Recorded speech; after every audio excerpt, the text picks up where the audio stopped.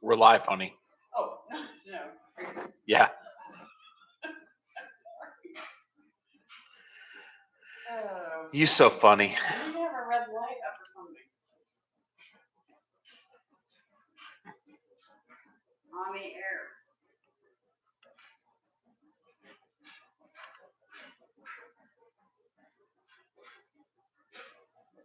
Can't you delete that out? You're not talking, you can delete that out. I mean, I don't know how to delete anything. I don't know how to do anything with this. Stop it and turn over, you're not talking.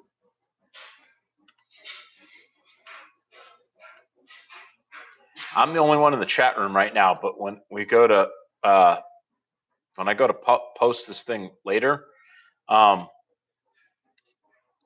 don't know if I'll be able to edit. Huh? You can delete it then. Or at least cover my face. See, you keep talking like you have this amazing amount of trust in my technical prowess. Trust might be misplaced. Well, I certainly hope not.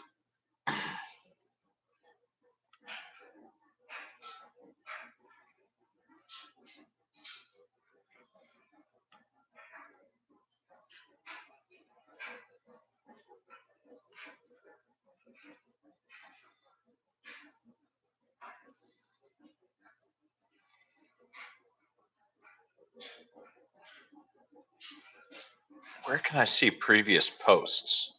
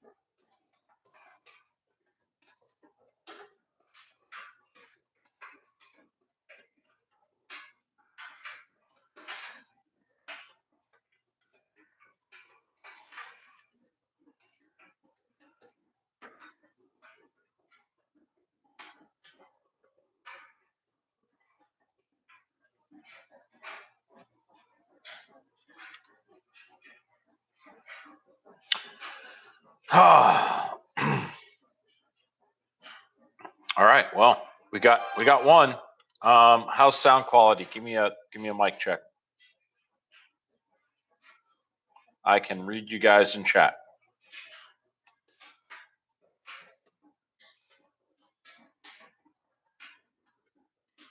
That's what I want to hear. Excellent. Okay. Well,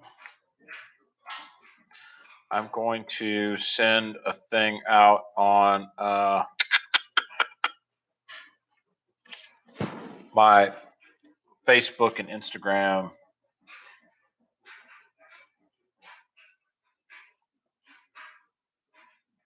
Just make sure the guys know about it. I will record this and I'll post. I think I can record this and then post it back on Patreon with a link to still be unlisted so that the guys can watch it and gals. Yeah, if there's any women watching this, so that they can see if I answered their questions later or something, however this works. Okay, so I'm gonna pull up the patron thread on my phone, and we will jump right into it with some Q&A.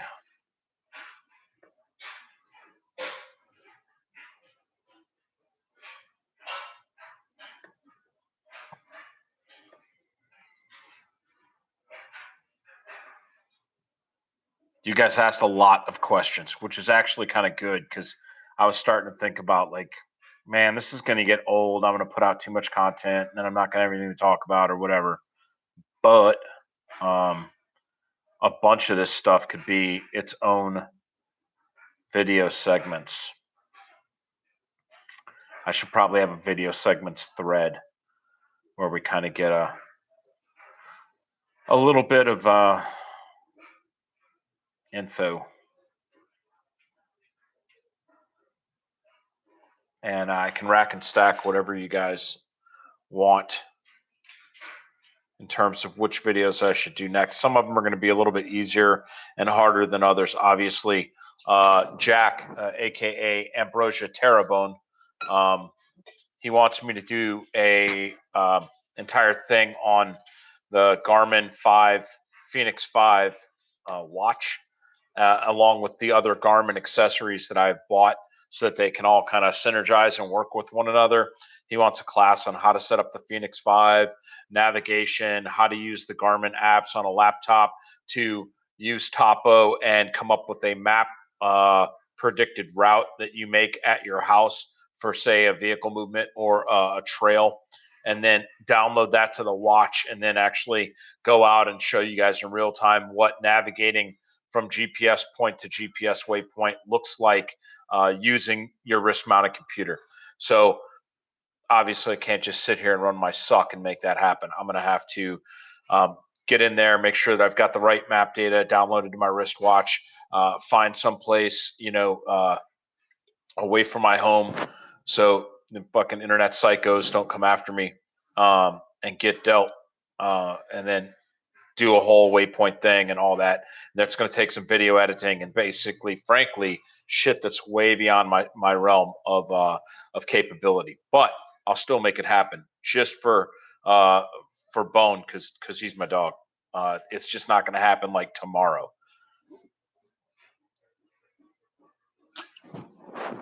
This episode is brought to you by White Monster.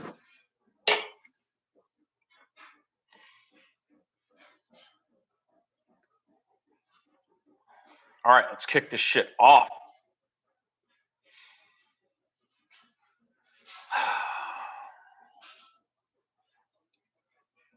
Nick asks, why not inside the cummerbund for radios? Great question, Nick.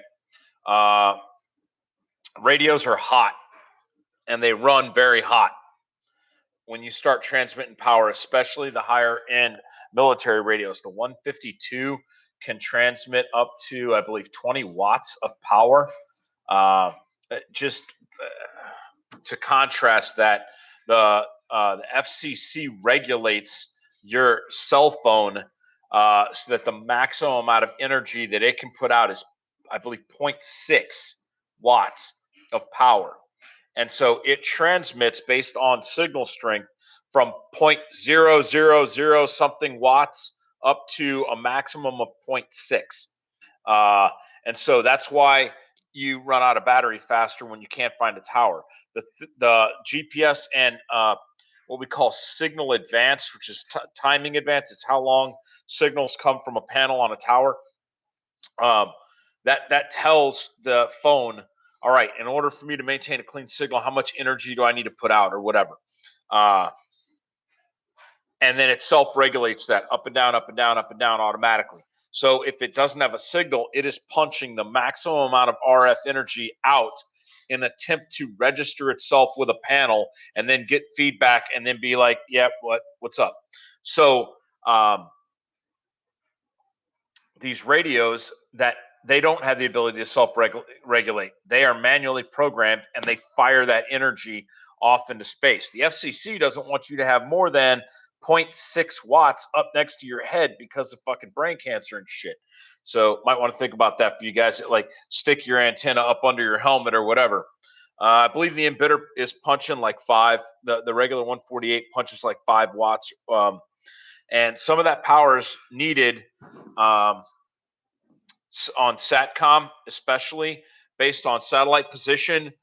Even if it's geosynchronous to the Earth, if it is on a slant range where you're having to fire a greater horizontal distance up into space, you have more atmospherics. It's very low to the horizon.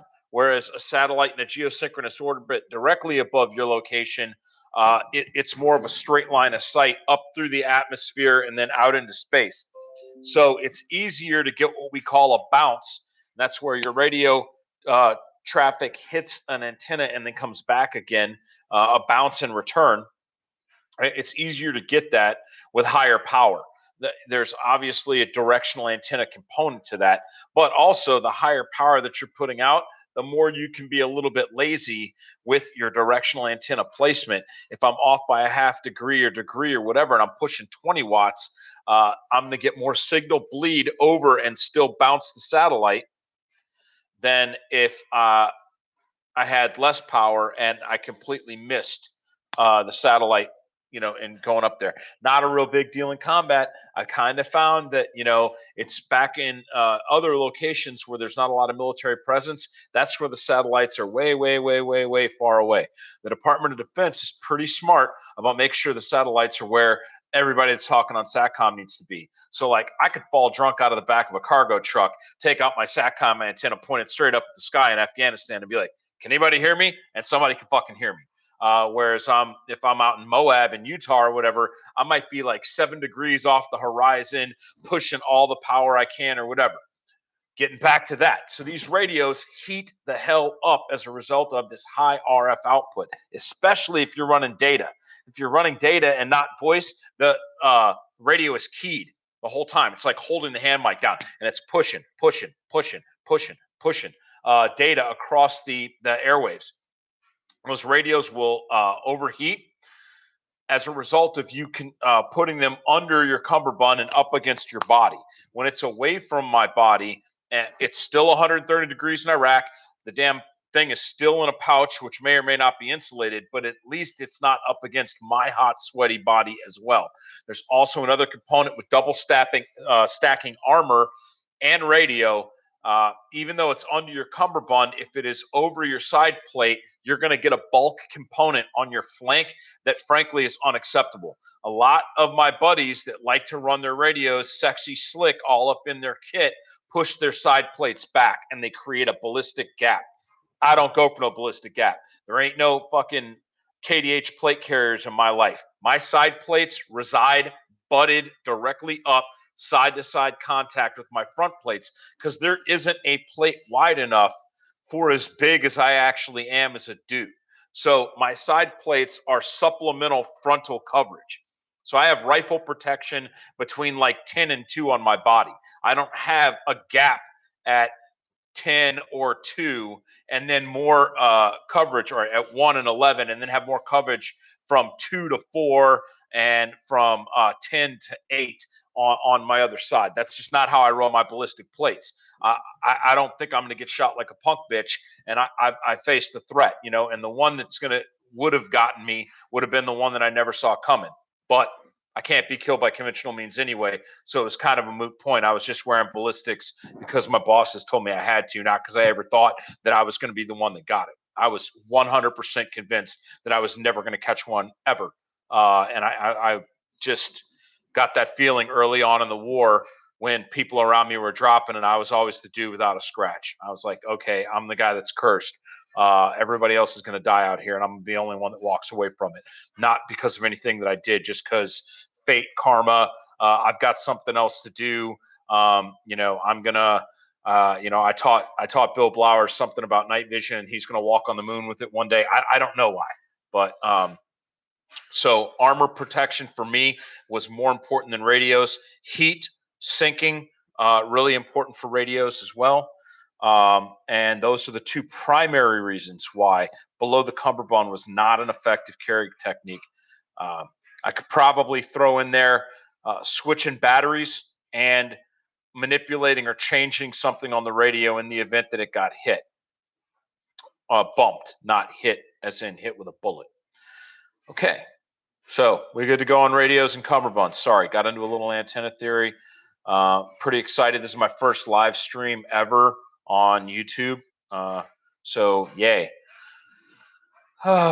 James. James Cockman says, low power variable optics are great. They're the future, but is there a niche for a T2 riding solo? Sure. Broke ass motherfuckers that can't afford LPVOs. Dudes that don't like carrying heavy ass rifles. Dude, Jared Reston can't stand a heavy gun. He's all about quick, nimble, agile, hostile, which makes me laugh because he's a sniper now. Haha. Been there, done that, Jared. Gone from assaulter to sniper, and it's funny to watch, not necessarily funny to experience. Although Jared seems to enjoy precision shooting, so good for him. Yeah, so dudes like Jared, there's a lot of guys that like, man, I want my gun quick, fast, lean, nimble, not a lot of bulk, not a lot of weight, et cetera, et cetera, et cetera. Those are all good reasons. Nighttime assault gun, I don't carry an LPVO on a nighttime assault gun.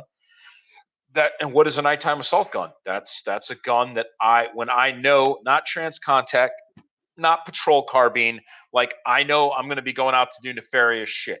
All right, we're going to go out and fuck some dudes up tonight, and we'll be back before the sun comes up. Great. Click. That's my rifle.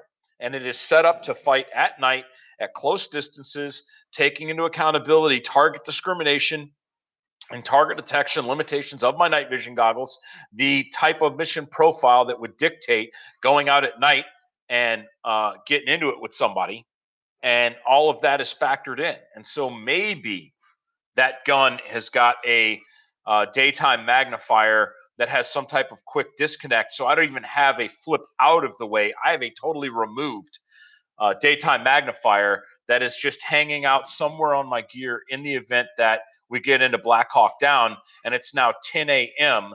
and I should have been back at the casa by like 3:30 or 4, and we're out there just straight slugging it with fools. At that point, when I'm trading lead with dudes, 300-400 yards away on adjacent compound rooftops and things like that, and I have my 10.3-inch rifle, I want to be able to see, identify my specific impacts in the event that there's a zero or distance POA, POI shift, and also to discriminate friend from foe at beyond Mark 1 eyeball distances. So LPVO is great, but some truck guns, 300 blackout subsonic small SBRs, AR pistols, backpack guns. Just a whole lot of guns that could just take a red dot. Like pretty much every gun before LPVOs became viable and really started pushing that 1X and that extended eye box. I would say every gun could be a red dot only gun because they were for the last 20 years essentially. All right, so I'm sorry, James. Yeah, you get to rewatch it. There's a lot of guns that could take an LPVO, buddy, or excuse me, take a T2, and for a lot of different reasons. So yeah, you can catch the rant on the repeat. All right, Logan Young says, "Do you have any experience with baffleless suppressors, and what are your opinions of them?" Okay. Lefties and righties have got a really, really, really big, like crazy disproportionate opinion of OSS. That lefty life, that shit's for real, man. With gas blowback, righties don't feel it because we're not in it. But when you start getting your face up on the left side of that gun or the right side of that gun, your left cheek, everything, gases and propellant and a lot of oil for you dudes that drank all the pack Kool-Aid and were like, yeah, carbines like women run better wet. That's a factual statement. But I've seen guys reduce visibility by throwing oil and carbon back onto their iPro. I've seen a Devo, Leupold Devo, the 1.6. I've seen it completely unusable at a Pat Rogers class because the weapon that it was on was suppressed and it was Pat Rogers level oiled. And so it just continued to jizz black soot oil all over the front of the glass of the 6x until it was so occluded you couldn't see through it anymore. Now imagine if that's somebody's nostrils and Mark 1 eyeballs and or iPro, and that's the lefty life right there. So maybe your parents should have thrown you off a cliff when they found out you were lefty for the perpetuation of the species, but it didn't happen. So I know that you guys have got issues. So OSS's baffleless design, its claim to fame is to do something, rechanneling those propellants and trying to prevent them from coming out of the ejection port of the weapon system. That's their selling point. I'm not a technical science guy. I just know that I looked at it and I was like, wow, that's a really complicated modular design, or whatever. What I did realize is that in order for it to be quieter than the baffled suppressors, it had to be bigger than the baffled suppressors. And the OSS had that kind of modular design for that reason. When they're demoing, showing people the gun, they've got the little short piece of the OSS can on there. But then when they go out and do the live fire with the gun and they bring out everybody to shoot their shit, they've added their modular fucking double links of sausage on the front of the gun, and the can's like 9 inches or something, in order to get the gun to sound quiet. There was a lot of things from a marketing standpoint that they did well. When I was in government meetings and we were talking about suppressed upper receiver group for SOCOM and things like that, I heard OSS's marketing spiel, and I thought it was pretty freaking cool. They had removable front cap with a blue thing on it. It was an adapter for shooting UTM sims, and the thing acted as a bullet stop. So if somebody somehow fired a live round when they had the blue training cover on the front of the can, it would catch at least one round or 2 rounds or something. And I was like, man, it's a really cool idea. It's another hardware solution to what is essentially a software problem, but we wouldn't have hardware solutions if people didn't keep having software problems. So I'll leave that alone. As far as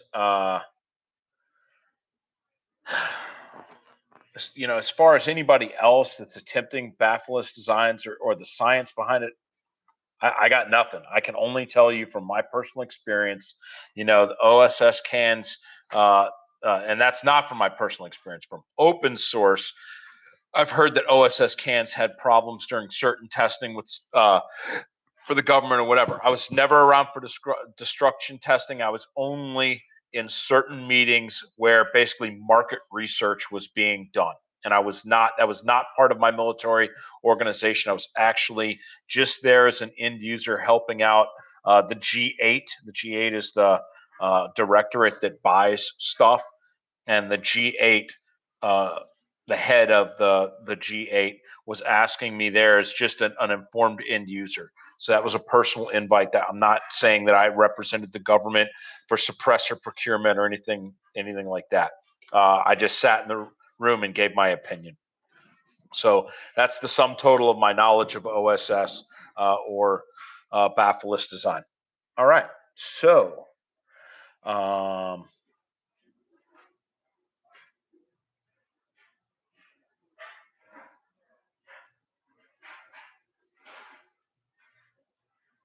one of my 18 Bravos was at Bragg when an OSS can disassembled itself.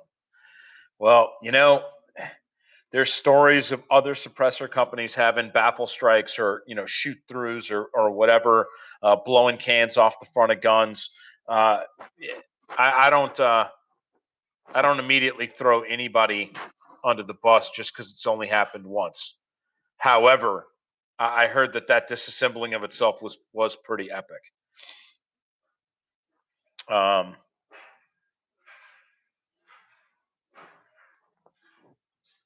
Well, I send RCs downrange. Like when I used to have the SOCOM, I used to have a surefire brake on my 14.5-inch gun, straight for gaming.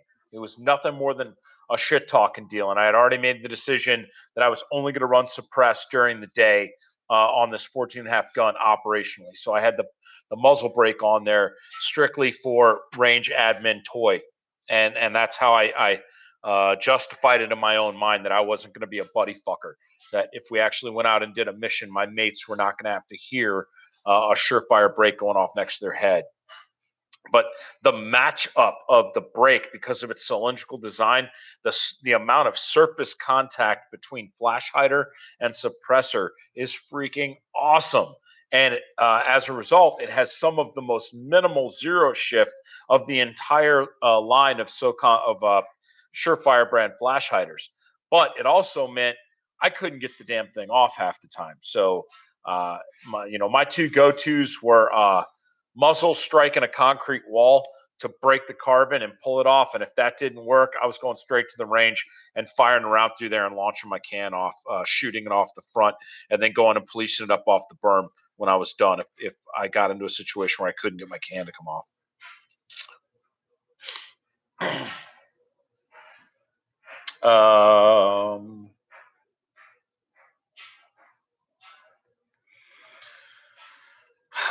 Max, I'm going to cover recoil anticipation flinch a little bit later. You're the next one on the list, but I'm gonna cover that later. All right, Joe K. Joe K. He has 5 questions. Nope, never shot a Barrett 240. Did go over and play with it for a little while. Seemed pretty cool. I mean, any lightweight machine gun is pretty awesome. I get wary of lightweight GPMGs. All right, so medium machine guns in the medium machine gun role have to have a level of sustainment fire that is greater than medium machine guns being used in a light machine gun role, a la the Mark 48. The Mark 48 can completely and catastrophically die over 1,000 rounds of use, like jam every round or whatever. And it doesn't matter because nobody carrying a Mark 48 can carry 1,000 rounds. Even if you cross-load some ammo, a platoon size element is not going to feed over 1,000 rounds per gun through Mark 48s in a single engagement. Now, you could get into a Black Hawk Down situation where they actually fly in and kick ammo out over your head, or you're pulling and delinking, door gun ammo or whatever, and that is a possibility. But at that point, you're using an assault machine gun in a sustained fire medium machine gun role. So if it shits the bed on you, you're using the wrong tool for the wrong job.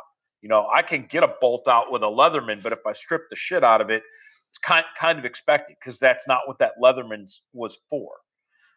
Certainly not as generous as that socket head is going to be about protecting the fine edges of that bolt head. So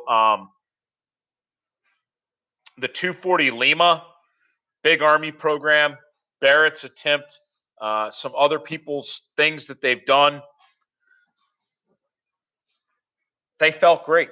They shot great. The ones that I've been able to shoot. But what does that do later? The M249, the Mark 46, those guns shoot amazing, brand new also. But go talk to any Lance Corporal, and they'll tell you the saw is the biggest piece of shit ever. Dude, a saw for like the first 30 to 50,000 rounds runs like a freaking heart attack. And then it starts to get shitty. And the Mark 46, which is a saw with 4 pounds taken off of it starts to shoot shitty sooner than the 249.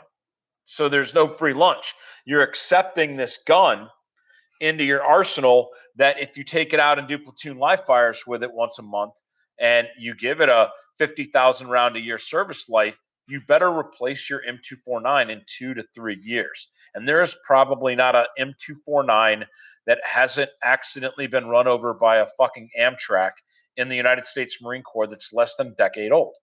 So, if we tracked round count, I promise you that there are M249s in the Marines that have 1,000,000 rounds on them. I promise you. Somewhere out there, we're going to find a receiver that's dated 1988, and the Marines have managed to just keep throwing parts into that old, tired out receiver and fucking it all up. So, I'll leave it at that about lightweight machine guns. No hashtag no free lunch.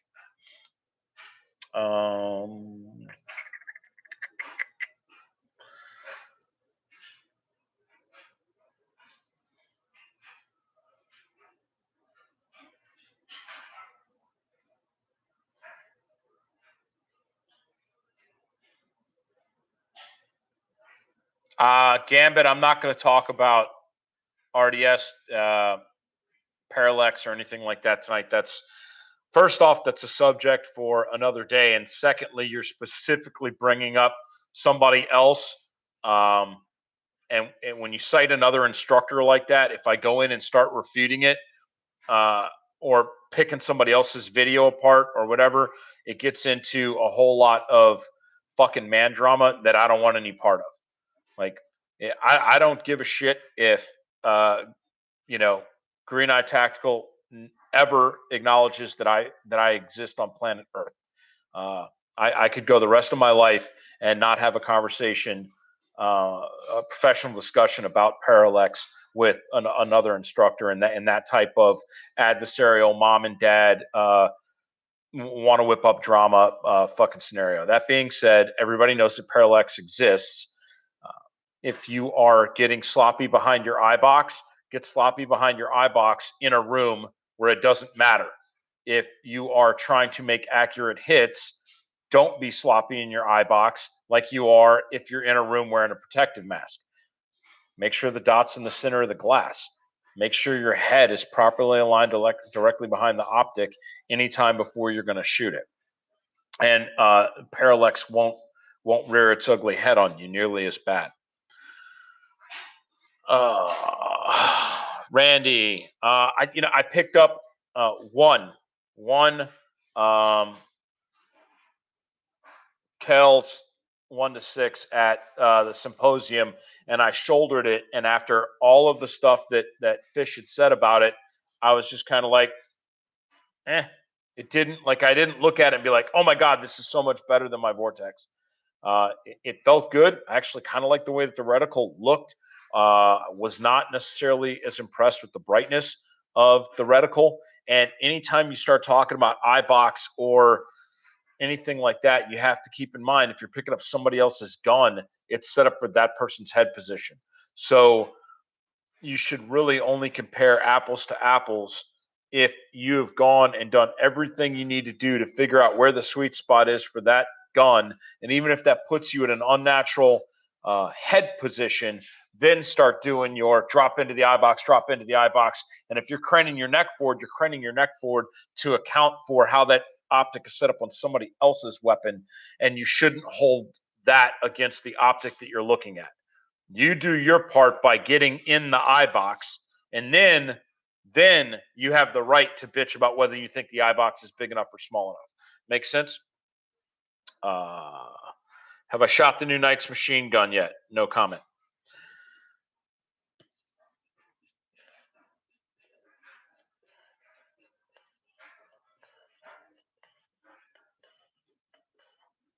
Fix for the fuzzy dot on the RMR. Go see your optometrist. My RMR dot looks pretty good. I think it's unit by unit. You can try to clean in there if you think that you're having a projection deal that did a spot of oil or something get in there and is occluding the light coming off the emitter. which is reflected on that lens. And but other than that, RMA.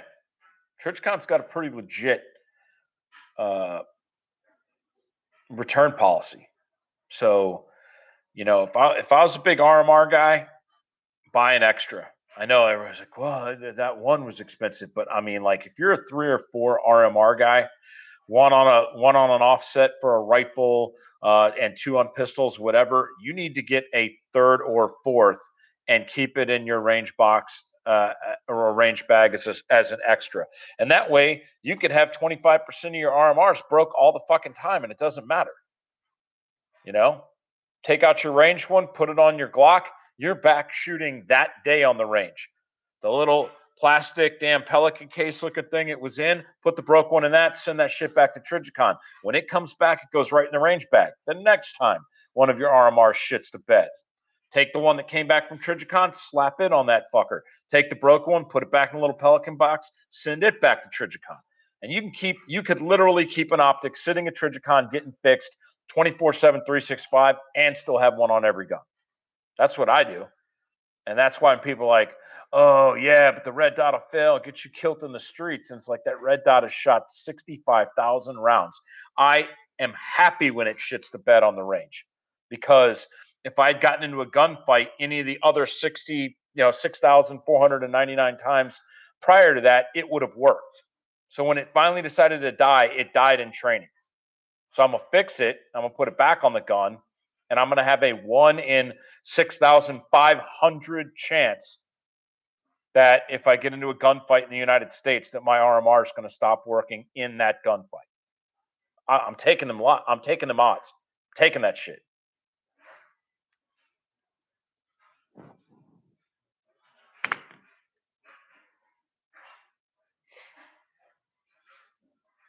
I played with both of the night forces at SHOT Show.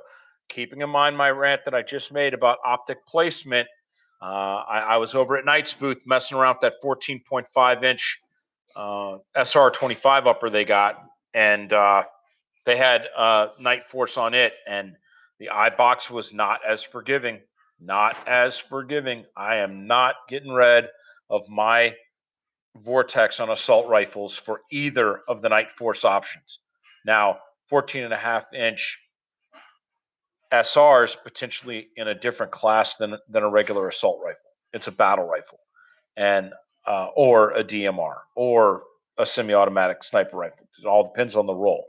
But I would potentially give up iBox to get capability on the high end if the capability on the high end was what it was being used for.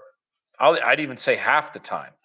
But low power variable optics in the 1 to 6 flavor on a patrol carbine, assault rifle, whatever, patrol rifle in a car, it is a really, really heavy, expensive aim point. 99% of the time. And 1% of the time are you glassing up to 6 to try to see somebody or shoot something far away. The rest of the time, CONUS in a valley as an infantryman that goes out in the daytime, I get it. You could have your thing up on 4 or 5 or 6, like guys that carry ACOGs do. I understand that piece, but I'm saying for the regular average mortal, the weapon's default setting is 1x. So it better be 90% of the 1x that an aim point is. If it can't do an aim point's job 90% or better than an aim point, don't put it on your rifle. Don't put it on your rifle. And so all these other scopes, everybody's like, oh no, this one's pretty good. This one's pretty good. This one's pretty good. Yeah. Is that based off of a mid-range class that you went to, like Fisher intermediate carbine, something where you're shooting 100, 200, 300 meter, yeah, magnified glass is going to be fucking awesome. You're shooting 300 meters. Now look at every other carbine class you've ever been to. How many rounds did you fire in your entire training life at less than 50 meters? And how many rounds have you shot in your entire training life at over 50 meters?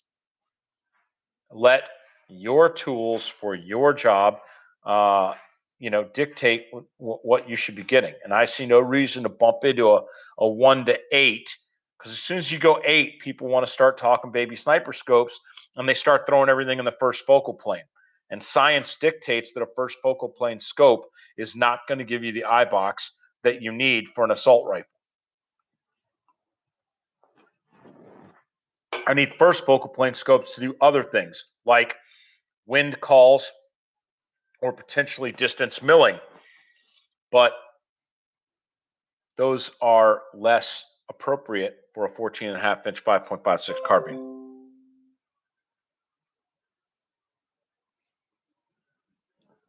Glock barrels have not shot Victory First Glock 34 barrel, but Blauer's got some, and he was shooting them on his. I will put Victory First barrels in mine when I get my 2 Overwatch Precision 34s built. I'm getting one built for myself, and my wife is getting another one. Those are the stock guns are sitting on my FFL back in North Carolina. I got to go pick them up.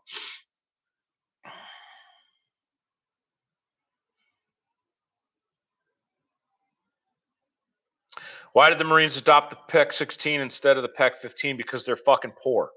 Because they were poor and they needed a white light capability. I have to admit, at least the Marines have a piece of paper that says they need white lights. The Army still has no flashlight fucking program of record and never has. Every surefire light issued in the United States Army was part of the Rapid Fielding Initiative, which was Bush defense dollars to fucking fix urgent operational need. Fort Benning has not written a requirement for a white lens tactical light and validated that every infantryman and Cav Scout in the heavy and light infantry forces should have a minimum 300, 500 lumen, whatever fucking flashlight. That doesn't exist.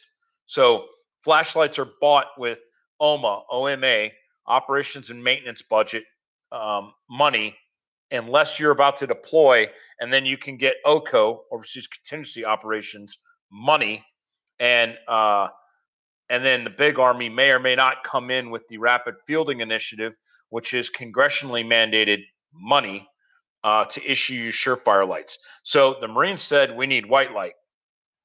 And somebody told them, hey, I can give you guys a laser and a flashlight in the same box, and you'll only have to buy one thing. And the Marines said, yeah, that's cool. Let's do that. And there you go. You end up with some fucking squash lightning bugs on your rifle. 79, 203, or 320, go. 79, cut down.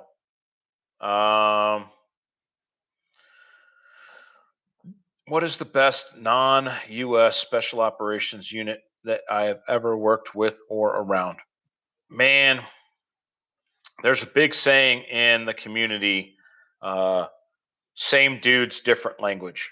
And I can't tell you how true that is in some of the entities that I've come across downrange. Like, they are the best human beings that their country has to offer up, without a doubt. And I'm not going to get into any specific countries. Some are better than others. Some, much like SWAT teams, like think that they're here, but they're actually here.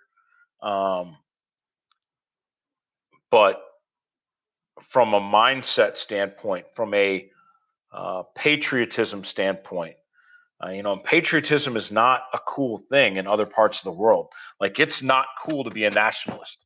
But if you have nationalists, they're probably going to be in your special operations formations of the various countries or whatever, whether it be Norwegians or Swedes or Finns or Brits, Aussies, the whole spectrum of guys. Like, those are dudes that have drank the fucking Kool-Aid, and that's what nationalists are. They like look around and they're like, man, this country's awesome and it's worth defending and I love it and I want to protect it.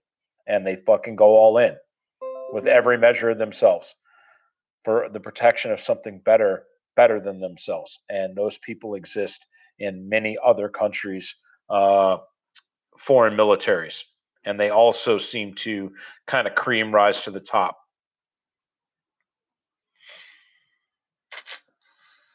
Next question.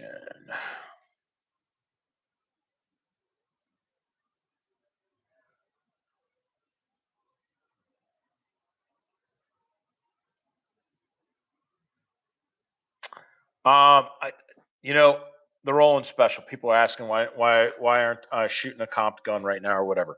So, uh, I started out shooting compensated guns in calibers other than 9mm for recoil management, and it absolutely worked when shooting duty ammo in another caliber. Kept the gun running flat, kept the red dot in the game, gave me a huge bump in performance in that other realm. When I looked at shooting a 34 versus a 19 or a 26, which I won't even fucking carry because of the recoil impulse, and a 43, which I'll carry occasionally, but as a fighting tool, not as a handgun. Like I look at a Glock 43, a Glock 42, and I see like a special operations, ice pick shiv or a Colonel Blades knife. Like they're in the same category to me. That gun, that is a close range fighting tool. That is not a handgun that you get into gunfights with. So the 19 was as small as I would go for a handgun that I wanted to carry into a gunfight. And it still had a recoil impulse that was greater than a 17 or a 34 just due to mass and physics and shit. So when you look at the, front end of the flashlight sticking out from that thing, also in my pants, I'm like, well, if the compensating thingy will redirect the gas and it's right here at the edge, I'm not really losing anything.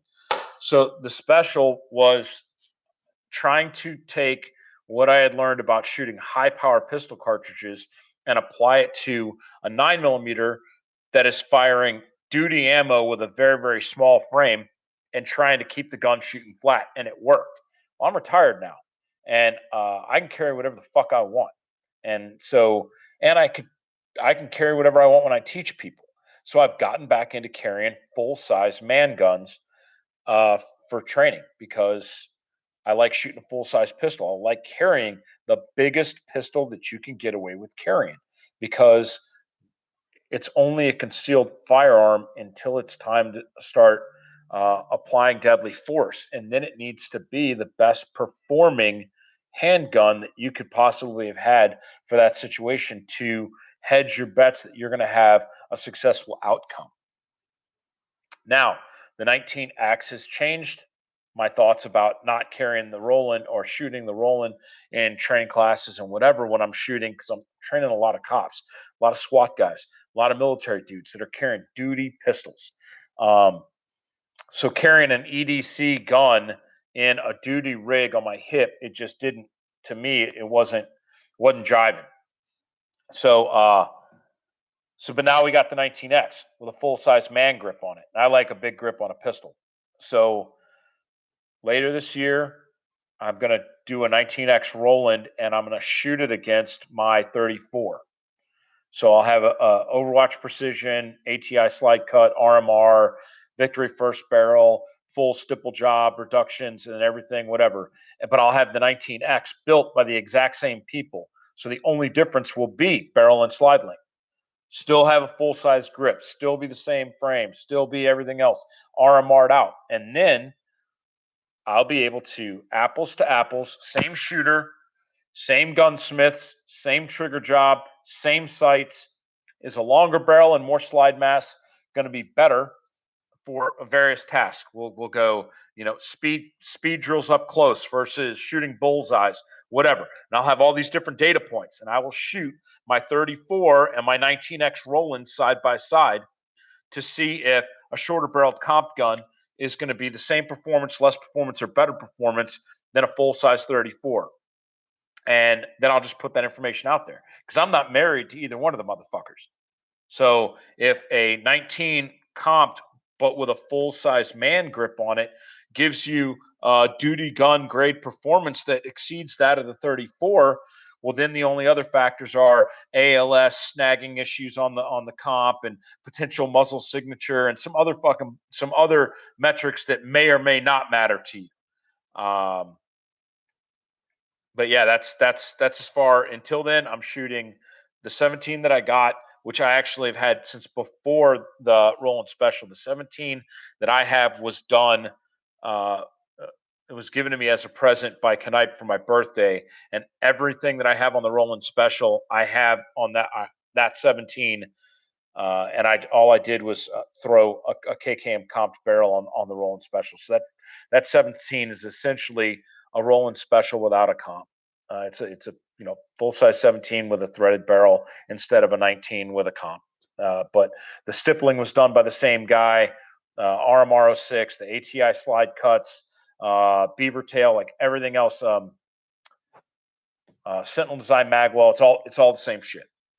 So kind of getting back to my roots into carrying duty pistols. Oh, and that's another piece of it was for a period I was carrying a duty pistol in an LE type role, and so I didn't want to be carrying a Glock 19 as a patrol pistol, a duty pistol.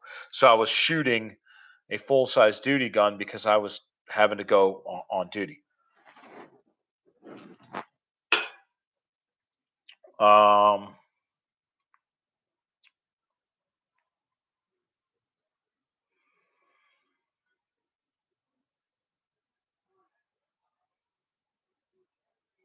AR handguard of choice, something M-lock. Hodge locks up tight and good. Geisley, the gold standard as far as rigidity, as far as I'm concerned. At least based on my experience. But not as skinny, not as sexy, not as light as some others. And then URX4. URX4 is a good handguard, especially since they took the baby dicks off of it. I'm real excited. I'm having a 11.5-inch Knights pistol being built for me right now at my FFL, and so I'm looking forward to taking that URX 4 out. I had one on an AR that was key mod before I divested myself of key mod. Almost divested myself. I have an original Noveski gun, and I'm like, well, I kind of got to keep if I have a Noveski key mod gun from when John was alive. I'm gonna hold on to that thing, but it's straight up just for home defense and race gunning. It's never going to go into a gunfight with me on purpose. Not because it's not a capable rifle, just because I'm not going to continue to put duty accoutrements on a failed fucking mounting system.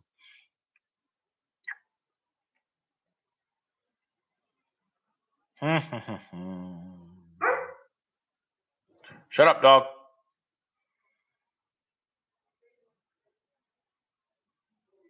What do I always have at a minimum? Claymore bag video was great and got me thinking. A lot of it has to feel. A lot of it has to do with how I feel about my environment, and I really do. I really do kind of change my threat level based on probability. I've been through a lot as far as like I've survived a lot of just crazy shit. So things don't bother me as bad as they bother other people. There's a lot of people that obsess about EDC, and I think part of the fact that I'm coming down off of that is post traumatic stress related and therapy related. I don't have a level of hypervigilance that I had because it gets better over time because I've been away from the war zone longer. So I'm not nearly as paranoid as I used to be. That being said, I'm going to get caught half stepping one day, and I'm going to be very, very upset. I didn't have my Claymore bag when, that little kid that I did first aid on when he got hurt, and I didn't have Mylar blankets in my Claymore bag because I figured, man, this ain't no golden hour shit. I'm in America. There's going to be a fucking ambulance here, But when I look back at it, that kid was stuck next to a waterfall in about 15 knot sustained winds, soaking wet in about a 50-degree ambient temperature, waiting for EMS to come down, do an initial assessment, then bring down a backboard, then bring down a Stokes, then bring down a carry litter. And that kid was pretty damn cold by the time we got him packaged up and started carrying him out of the bowl. So that's just a factor of, I just never thought that treating for hypothermia in a modern trauma situation, like, who am I? I am Joe Shit, the civilian. They better get a bus out here to start doing their job before I have to worry about somebody freezing to death on me. And I'm now going to have to go relook at that. So I've told other people in the past the amount of risk that I'm willing to accept is maybe not the amount of risk that you should be willing to accept, because I take a lot of risk. I take a lot of risk. So, try to have a pistol on me. Uh, if it's after dark, I'll carry an extra mag. Maybe. Most of the time. Some of the time. It'll be pocket carry. I'll put a extra mag in my back pocket with my cell phone. Try to have a folder on me.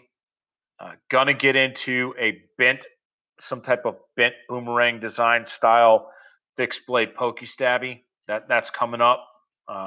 Still shopping for the right sheath, right knife combo of what I should get for shanking fools. I carry a torch. Torch is actually the only thing that I always have on me. I carry a fucking flashlight everywhere, and normally more than one source of light. Everything else is optional. Don't normally carry a multi-tool. That's not always true. Sometimes my folder is also my Leatherman. I got a Leatherman as a bachelor groomsman gift. Got an engraved Leatherman, and so I carry that sometimes as my pocket knife, and giving me a utility tool capability. But I can't really fight with it, so I think I might carry that a little bit more if I get a pokey stabby. So the Leatherman is a Leatherman, and it does Leatherman shit, and cuts open envelopes so that it dulls. And then my pokey stabby is my pokey stabby, and it doesn't cut open envelopes or cut cheese or cut 550 cord or a flex cuff. It doesn't cut shit but people. And I'll probably do that. I'm probably more inclined to start, if I can find a legal blade, start carrying a legal blade more than I even carry a gun. At least in this area. I live like in Shea Whiteyville up here, with all these rich ass people from Microsoft. So I'm in a completely different area of the country than where I was when I came up with the Claymore bag idea. How long we been going? We're at an hour. All right.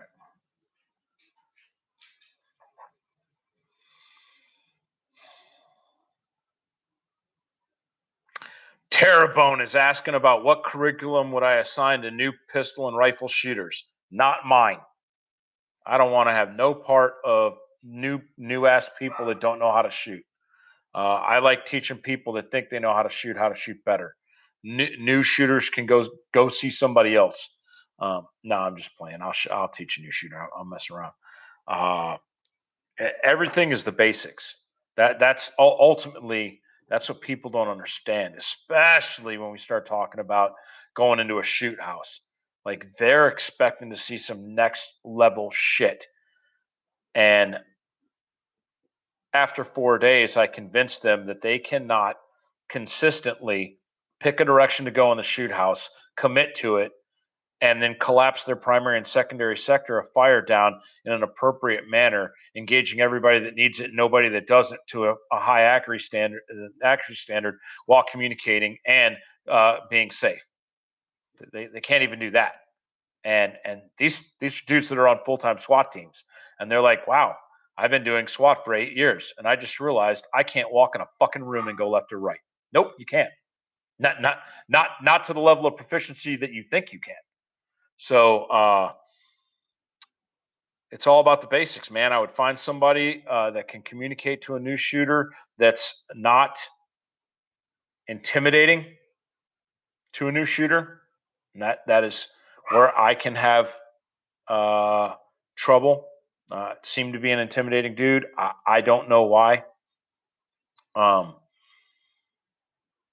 So yeah, people that are intimidated of their instructor or intimidated of the situation, they're dealing with that, and they're like legitimate, not legitimate. They're illegitimate, but they are legitimately feeling. It's not fake feelings; it's real feelings. Fear of the firearm that is in their hands. Um, that makes things very, very difficult. So I would find an instructor that can give them some time. I would avoid getting into classes that have a very high student instructor ratio. If somebody has taken a basic first time only, whatever, absolutely less than 15 students. Pref 15 students with 2 firing orders. Absolutely less than 10 students with a single firing order. Has to be that way. So, um,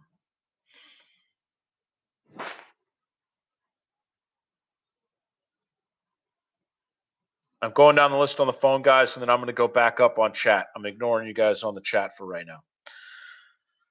La, la, la, la, la, la, la. Does the verb have to be plugged in? No. So I set up my verb. My verb talks to my watch that is not on my hand because I charge. It was charging while I was in the shower. People. Um, so um, the verb talks to my watch. It also talks to my phone, just like a GoPro app. You guys know the deal. I changed a setting on the camera that allowed me to remote turn it on, which means the motherfucker has to be asleep but listening for me to remotely turn it on, which creates power draw. And I don't know how I did that. Now I got to figure out how to undo that because it drains the motherfucker when it's sitting. So I showed up at the range yesterday to do video, and my verb was completely dead. So that hokey picture that I posted strictly for you patrons was my car's jumpstart juice pack in my left cargo pocket, hardwire tethered to the side of my verb so that it could power and work. So when you guys watch the no fail shot video, actually, know what? I had charged it up. I had charged it up by then. But when I was doing just the camera tests and working some speed work at the beginning just to get the cobwebs knocked off before I went ahead and wanted to step up and try no fail shot, I had that damn 10 pound car battery in my left cargo pocket of my uniform. Verb will absolutely work without being tethered, guys. It just the battery seems to go pretty fast. It even faster if you show up to the range with it dead already. So that's what that photo was about.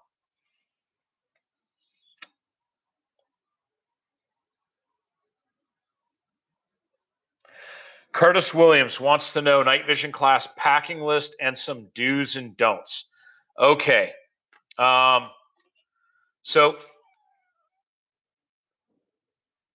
Shooter Symposium was the first fully open enrollment night vision class that I had ever done. And only the second open enrollment class of any kind that I had ever done in my entire life. I only teach my friends or people that know each other. So that's what the whole Fight Club thing is about. Like if you went to Fight Club, you can recommend a dude, but if that guy shows up to Fight Club and he's a fucking tool, he gets PNG'd and you get PNG'd for bringing him. And that's how the business model was going to be until I got burned and I had to come out.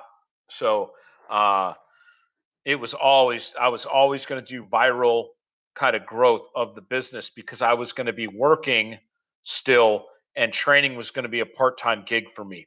So I didn't need to market in that type or in that manner. So that being said, I don't have a lot of experience with being an instructor in the industry, in the open, with that guy. I don't train with that guy. That guy doesn't ever make it to my fucking range. Okay. So at the symposium, I saw people that absolutely didn't know where the buttons on their stuff was. And that could be because they borrowed lasers or they did whatever or whatever. But I want you to take everything that I'm about to say for night vision and then apply it to daytime. Do you think that an instructor should let a person show up to a class that does not know how to load and unload the weapon that they brought to that class? I think we can all agree, no. Like, yes, it's basic carbine, but motherfucker, if you can't lock and load an AR-15, put a 30-round magazine in it and either rack it or let the bolt fall, close the dust cover, place it on safe, then you probably don't need to be on the line with anybody else, right? We saw a lot of that at Shooter Symposium.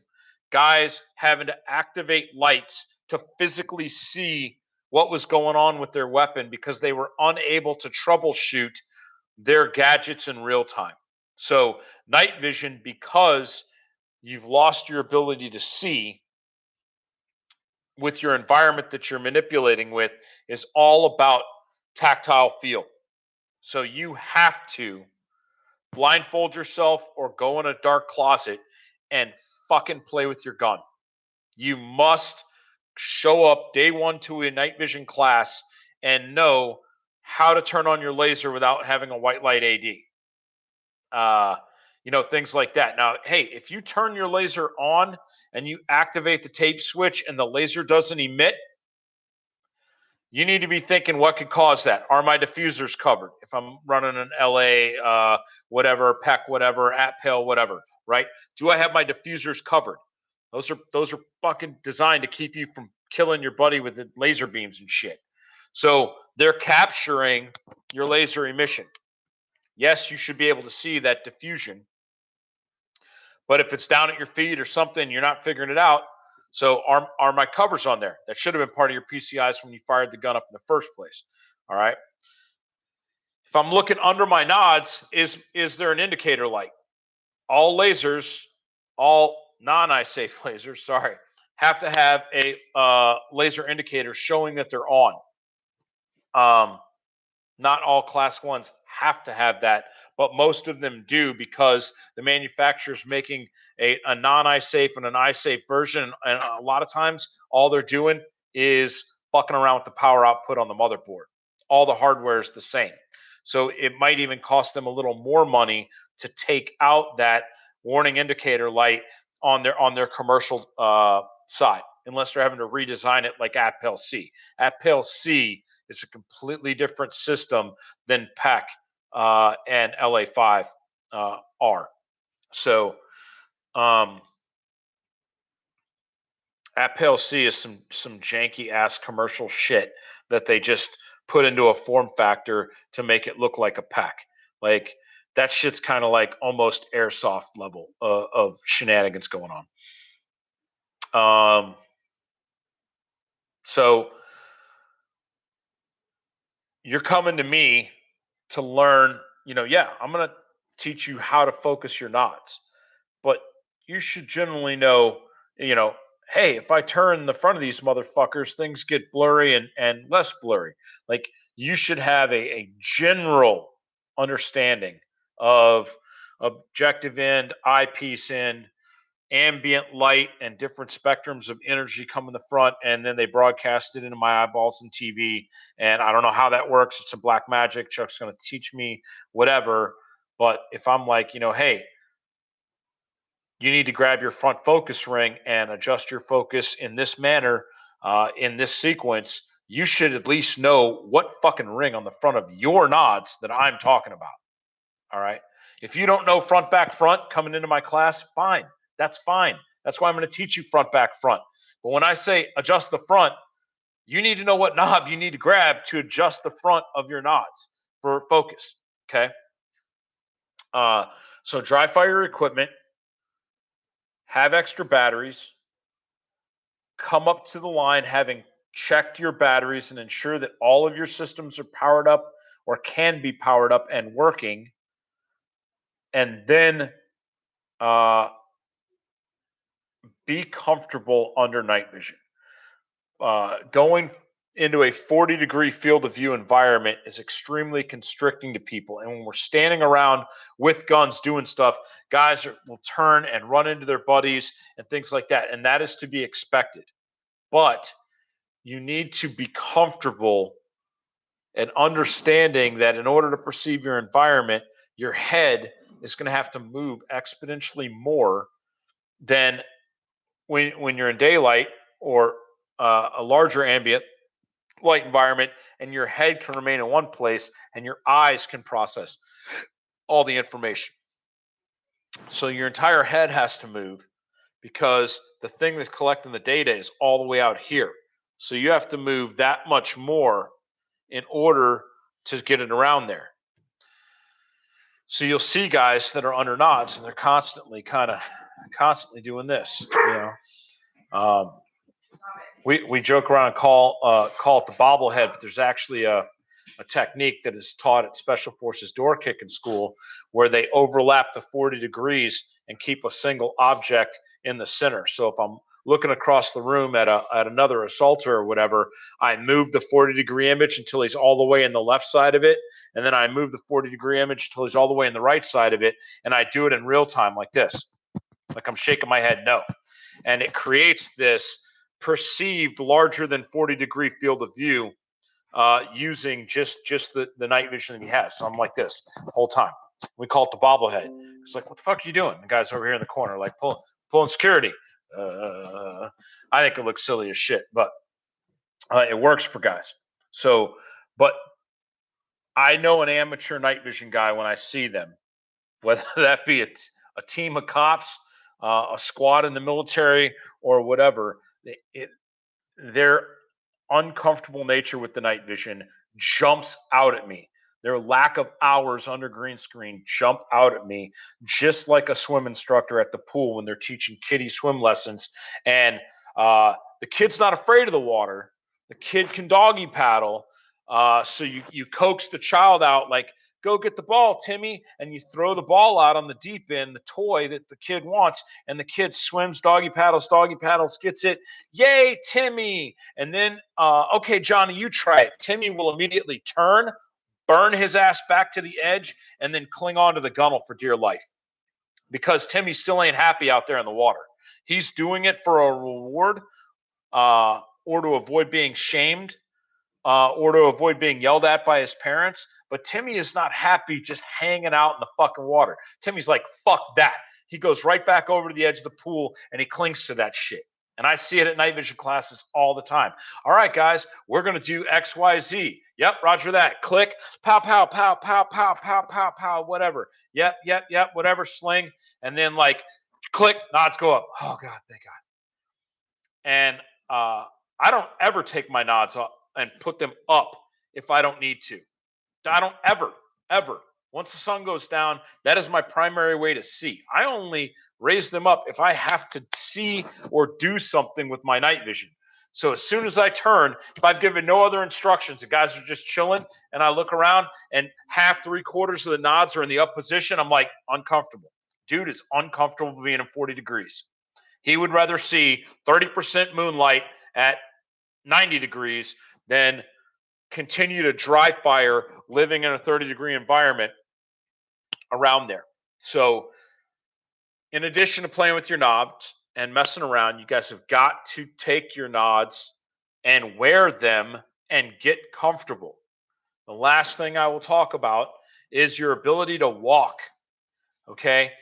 You have to walk with your night vision on enough that when an object disappears out of your field of view, you know based upon your gait and stride and your ground speed how many steps until you are going to interact with that object. If you don't know that, when you see the cone on the range or whatever, as it's getting closer to you, you won't let it leave your field of view. And as you get closer to it, you end up standing and staring straight at the object to either step over or walk around it, and you have given up all of your situational awareness about what is going on in front of you. Like inadvertently in the middle of a live fire range, you have gone from looking horizontally at the targets and all of your teammates and the direction of everybody's guns, and you have gotten yourself sucked into an object that you need to step over right in front of your face.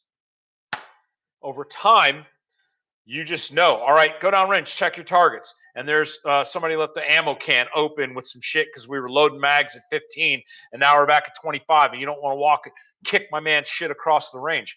You're walking, and at some point you'll get to a level where you're looking horizontally and the ammo can disappears from your field of view and you're like, 1, 2, 3, step, and you just step right over it and you never see it. The last time you saw that ammo can was like 10 feet before you got there with your body. And that's when you know that you're feeling good about yourself. So, everything that you have to do during the day, we're asking you to do at night with firearms. So, think back to every Pat Rogers class or whoever you've ever had a class with, and how sometimes stressful that is mentally, or hard for you to do shooting fast, shooting accurately, working through malfunctions, all of that. Think about how rewarding, but how hard some of these classes that you've taken in the past have been. I'm going to ask you to do all of those things blind and with other people doing them that you can't see to your left and right. So if you can walk and chew bubble gum, uh, walk under nods and not kick over an ammo can, when you arrive, you're that much ahead of the game. You're that much closer to success. If I can't trust you to go down range and check your targets without tripping with a loaded weapon over an open ammo can, then it slows everything down and everything gets more painful at night. Go down range, check your targets, fucking put up new B8s. That is a 15-minute event under nods for whatever reason. Okay. And I'm not saying you have to check your target and repaste it with your nods down. I don't care. There was some feedback from the Shooter Symposium in Texas. Somebody I think had been to another instructor's class. There have been some instructors out there lately that have talked about laser energy, brightness, and some auto gating issues and things like that. I went and talked to TNBC, talked to Dude at L3 and some other guys about, hey man, does auto gating reduce service life on night vision tubes or whatever? And they were like, not to a perceivable level. You know how many hours? 10,000, and that's minimum life, unless you got some bullshit nods. Minimum life for military spec is 10,000 hour tubes. Do you know how many hours of night vision 10,000 hours is? Talk to any of the guys. Blowers, me, Fish, Cowan, Brokos. You talk to any of us dudes, man. We will absolutely, in an ambient light environment, checking our shit or whatever, turn on our nods briefly and turn them back off in a fully lit room. We'll absolutely do it. Am I going to turn my lights on, my nods on outside in broad daylight? No.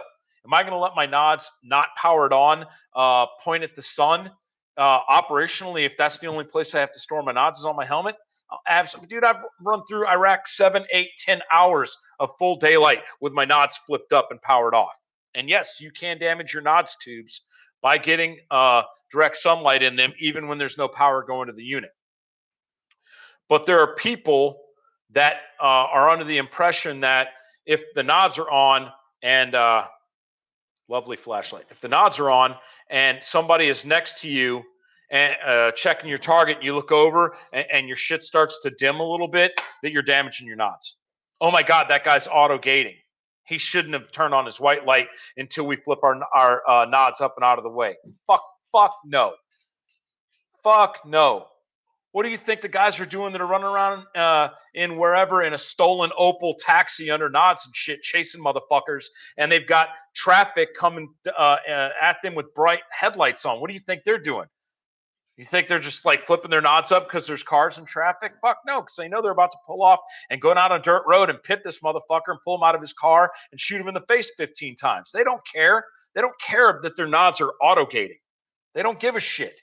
So be comfortable working around night vision and white light. together. It happens. Would I be happy if somebody came right up and shined that in my nods? No, I wouldn't be happy. I'd be like, dude, turn your nods off or turn your white light off. Turn off that helmet light. So yeah, you should be a good person and not be walking all over the range with your helmet light on and looking at everybody that has their nods down. But the same thing can be said for the dude that has the night vision IR illuminator on. He's just walking around with his IR illuminator on to have it, or his IR strobe light. I'm going to be the cool guy. I'm going to have my IR strobe light on to show that I'm all actively safe at the night vision class. Every single person behind you is getting like maced in the face with that IR pulse every time it goes off on the back of your helmet. So that covers the question about should you have passive versus active, whatever. If I need to mark my students for whatever reason, then I'll tell them, hey, everybody crack a chem light, put it on the back of your vest. I don't even like doing that.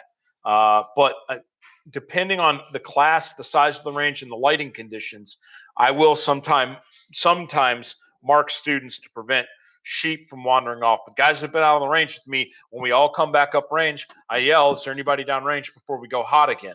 For that exact reason, just in case. The whole class is all panning and tilting and zooming and looking with their nods for anybody to be that guy that decided it was a good idea to take a piss on the other side of the berm. So that's about all the pointers that I can give you for a night vision class. Know your equipment, have dry fired your equipment before you get there, know how your night vision generally operates, where the batteries go, what button turns it on, how to turn on your active IR, how to turn it off if your nods have that option. If you own a set of nods that were made by a manufacturer, the owner's manual is somewhere on the internet. Find that shit and read it. It is not, I don't go, Pat, Steve, all the rest of these guys, they don't go through the AR-15 manual from Colt prior to you showing up to their course. That's on you. And so there's a certain aspect of that for night vision class as well. And then the final thing is, man, if you have not been to a basic or intermediate carbine and done well, or basic or intermediate pistol and done well, then you probably shouldn't come to my night vision class. I am used to teaching gunfighters, and I'm slowing my roll and trying not to make assumptions about my student base, but I really want to train with Presscheck, and I've never trained with anybody before, and I'm going to save up because I'm a dentist and I have all this money, and my very first formal class is going to be a Presscheck night vision class. Stop it. No, don't do that. No. Come hang out with me and let's shoot pistol and do some hood rat shit on the flat range during the day. Run around and pow, pow, pow, roll around and shit and do something else. There's no reason to just jump in the deep end of the pool and have it be dark and scary, because I can't teach you how to be safe and how to run a rifle and about night vision theory and about shooting at barricades and about transitional white light usage, all at the same time. Your poor little brain can't comprehend all that shit, man. It can't. That's why evil medical school is 8 years long and shit. You're asking, to jump to the end of doctor shit. No, you had to take all them sciences on the front end for a fucking reason, doc. So don't make it rain credit card purchase and then just show up and be like, I'm here, train me. Here's my driveway gun. Don't do that. All right, I'm not going to belabor that point anymore.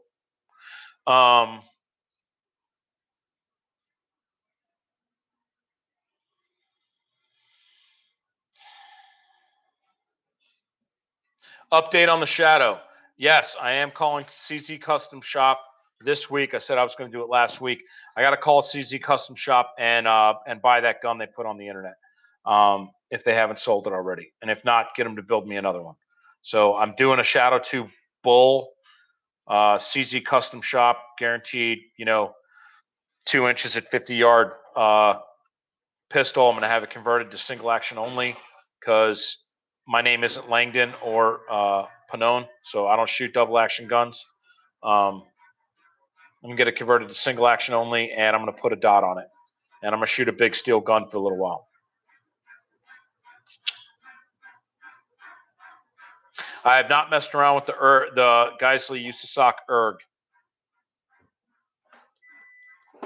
If I was king for a day and got to choose service carbine, rifle, ammo, what would it look like? Barrel length, mag capacity. Yeah, that's gonna have to be a whole nother. It's on other video.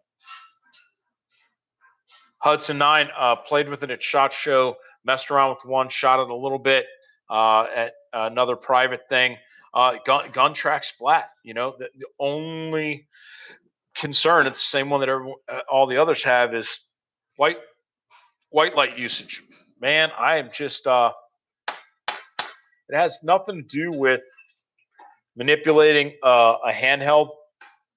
People think it's all about, well, I just need to go to this low light class and then I'll be more comfortable in the event that I have to employ said handheld light.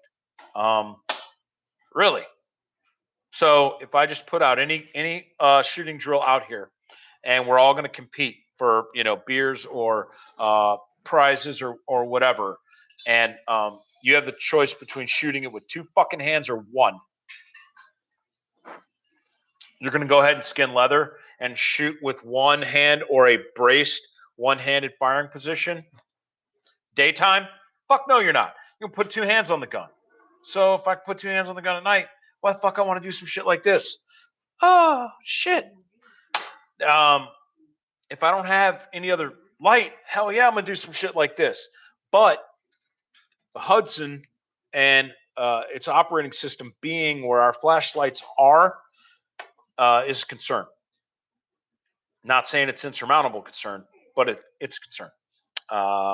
So I think that's all the questions from the patron supporters. I will get back to chat for a little bit, and then, yep, that's it from you patron guys. All right. What do we got for chat questions before I sign off of here? It's been an hour and a half. I'm going to cut y'all off at like an hour and 45, 2 hours max.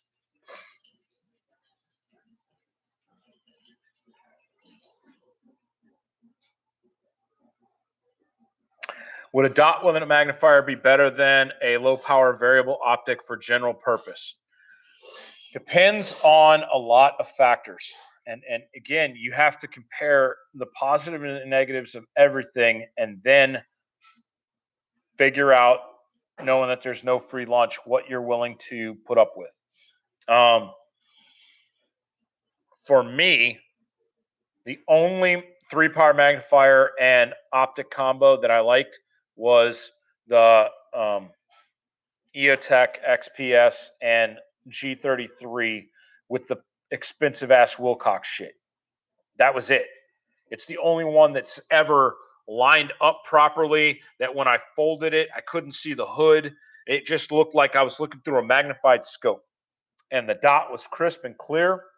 It was so crisp and clear I could see the 4 MOA deviation because of the heat temperature on the EOTech. I'm just playing. That's the EOTech too. No, it looked amazing. You're going to get zero shift. I have never fired any low power, any magnifier red dot combo that there was not a zero shift when shot either magnified or unmagnified, not the way that you zeroed it. So normally we would shoot magnified to zero, then we would take our magnifiers off and we would do grouping drills out to about 100, and we would see where the zero shift was out to 100 yards, taking the assumption that if I'm firing beyond 100, I'm going to take the time to seek a piece of cover, reach in whatever pouch or pocket the G33 is in, and attach it to the rifle, and then get back into the fight beyond 100. But we were absolutely having to shoot hold over, hold unders, and maybe even some windage, some Kentucky windage left or right when engaging targets from 100 meters and in, using our EOTech unmagnified without the magnifier in place. Where guys fuck up is they try to overthink it, and they're like, well, I'm going to shoot unmagnified the majority of the time. So they zero unmagnified and then figure they're just going to throw the magnifier on. But when I need the magnifier, the shots are probably harder. And now I'm trying to incorporate elevation holds to Kentucky windage for the zero shift to the magnifier, and the motherfucker I'm shooting at is 400 yards out. So to me, that didn't make sense. Other than that, I had shot the magnifier before the G33 from EOTech. I shot that with an aim point. I shot that with an EOTech. I've shot an EOTech with aim points magnifier. I've shot an EOTech with EOTech's old magnifier on the Samson flip over mount. I've used the LaRue fucking click off or click over shit. I've used the aim point click off shit. I've used every mount and magnifier, EOTech, and aim point combo that I could think of, and they all suck dog balls with the XPS and G33 sucking dog balls the least. So my daytime guns, my 14 and a halves and above, have some type of low power variable optic. So when I need to make a precise shot, I will be able to do that. And I have 3 more powers of magnification, 3 more times magnification for the purpose of situational awareness. And, a lot of patrol officers, aren't getting that, we're not putting a 6 power on your rifle. Sorry, Texas, 5 power. We're not putting a 6 power on your rifle because we want you trying to shoot people at 250 or 275 yards away with that rifle, although that shot could present itself. I want you glassing a dude's head, half of his head, at 46.2 meters when he looks around the side of a car looking to see if you guys are still out there, and you can see his gun sitting between his legs below the bumper, and he's looking at you through the tail light, around the tail light, and you could see the blaster in between his legs below him. And I want you to shoot that at 47 yards. That's what I want your 6 power to be. I want you cruiser supported 4, 5, 6x left eye socket. Fucking Audi, bro. Sorry. Bah! One shot right through the eye socket at 46.7 yards with a 6 power scope. It's about essay, it's not about distance for me for patrol rifles and low power variable optics.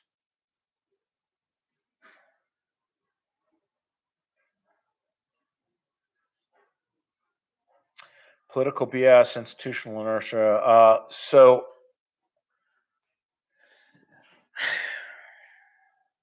dude, the Army. Like I don't even know what I don't know what you want me to say. Somebody was like, "Oh yeah, the Army's talking about getting free floated rails, and it's because they're trying to follow the lead of SOCOM." Bullshit. Every single person in the acquisition side of the Army, their default setting is fuck SOCOM. Those guys have a special mission. Our guys don't need that shit. That's their default answer to everything.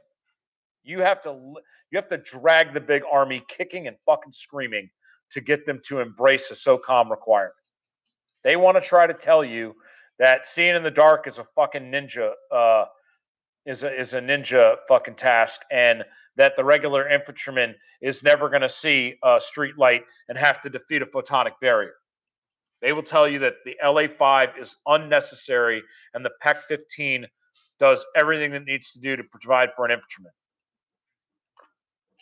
So, Chuck, why is the Soldier Enhancement Program and other people looking at free floated rails then? Because they want to put gyro-stabilized thermal optic, digitally controlled, disturbed reticle fucking fire control on your rifle. And they ran out of fucking room. The big Army's official policy is you motherfuckers can't shoot well enough to deserve a free floated weapon. So, because we're going to give you some fucking tracking point fucking bullshit, and it takes up 9 inches of fucking rail space, we need a longer rail because there's literally not enough room on it to put enablers on. That's the real talk. That's the real talk. And then there's the guys that know the fucking benefits of having a free float rail, and they're letting them dudes fuck put that Kool-Aid out there. Like, okay, go ahead and think that's the only benefit of a free float rail. Yeah, we totally think these guys they have a great point about enabler space and competition on the current 7-inch rail and the M4A1 platform. Blah blah blah. And secretly they're like, we've been trying to get these motherfuckers to make extended rails for years, and they won't do it. So the enemy of your enemy becomes your friend at that point. Sure, we'll fucking let you go in and keep briefing the general that your phased plasma rifle fucking ballistic sight with artificial intelligence needs 12 inches of top rail space. And I'm over here thinking that shit ain't going to work anyway, but at least the 82nd paratrooper is going to have a free floated rifle. So there's some dudes in the acquisition community that are on our side and they're playing the long game. Fact. So,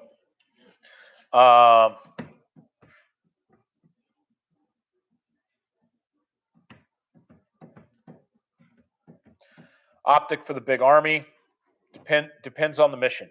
You know, we thought that the aim point was going to be it because we thought that all of our engagements were going to be in urban environments. The aim point was a big army solution to a Mogadishu problem,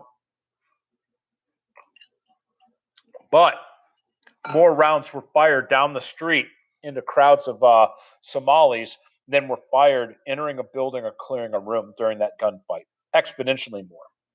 So I think that if you would have asked Rangers that were on the ground whether they would have liked magnified glass to be able to see further and identify who in that crowd had a rifle, at that point the ROV supported suppressive fires, whatever. Shooting into the crowds was fine. This isn't a politics fucking struggle. This is I only got 30 rounds in my magazine, and there's 100 dudes abreast on that street, guys, gals, and kids. Which one's got the gun that's shooting at me? I want to center punch that guy. That has nothing to do with the moral or ethical implications of hitting the human shield that he was shooting and that was to the left, right, or in front of him. It was about target ID, the source of the fire, and then placing it. And so that's where the original low power variable optic requirement from the Army came from, was post Somalia after actions reviews. It also led to the development of the Leupold CQT optic. If you guys follow, Larry Vickers and history and all that, you guys have all heard that story on the internet. I'm not going to rehash it. So, low powered variable optic would be good. Do I think it would work for everybody? No. I don't think everybody needs one. I think that a lot of your supporting soldiers, they need a weapon that they can accurately engage people with once they're being engaged. And so I don't think there's anything wrong with an 88 mic truck driver having an aim point. Maybe not all of them. Maybe 1 out of every 3 has an aim point. 2 out of every 3 has an aim point. So that if they get in a convoy attack or whatever, and every general purpose force will immediately throw a rack back in my face and be like, there were no lines, blah, blah, blah, IEDs, fucking yada, yada, yada. Yes, yes, yes, yes, yes. So you heard it here first. Chuck didn't say, fuck all you support guys. You can all eat a dick and fucking die on the side of the road because you can't identify where the source of the fire is coming from. I'm saying that from a financial standpoint, packing the density of magnified optics into those supporting units, you could probably lessen the density of them so that you had, one per 2 or 3 guys instead of 1 for every dude. And then you'd have to get a good low power optic. People have brought up that maybe that Trijicon, the idea of a Trijicon style design where the mount is part of the optic, that might be better for the Army, because could you see the hassle of the whole Army trying to mount scopes and rings? Like, how crazy would that get?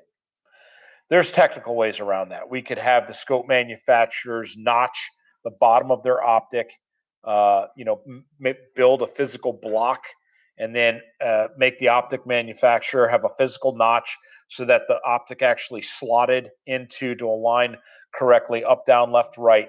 And then all you would have to do is worry about front and back placement of your rings. There's some equipment ways around that.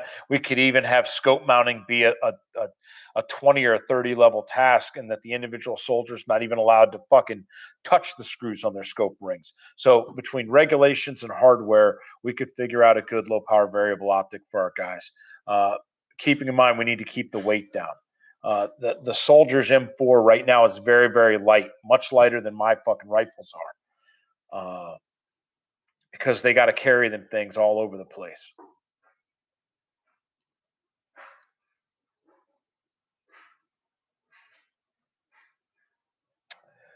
Underwater basket weaving.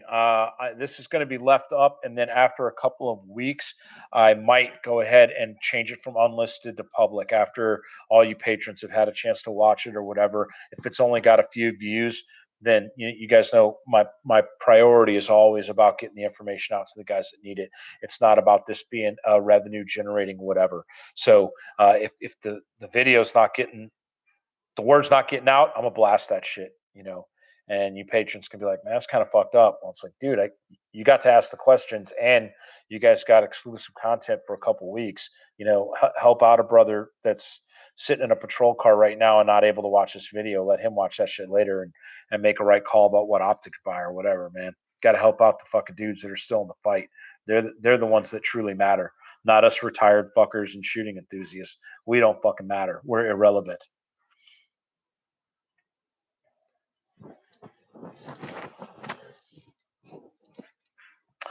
No, I do not need to borrow a Roland, a Roland X. I'm gonna make one, and because for all the reasons that I mentioned, it has to be built to the exact same specs as the 34. I can't shoot my Roland 19X against Blauer's 34. It has to be my 34 and my Roland X, so that I know that every common component is the same across both guns.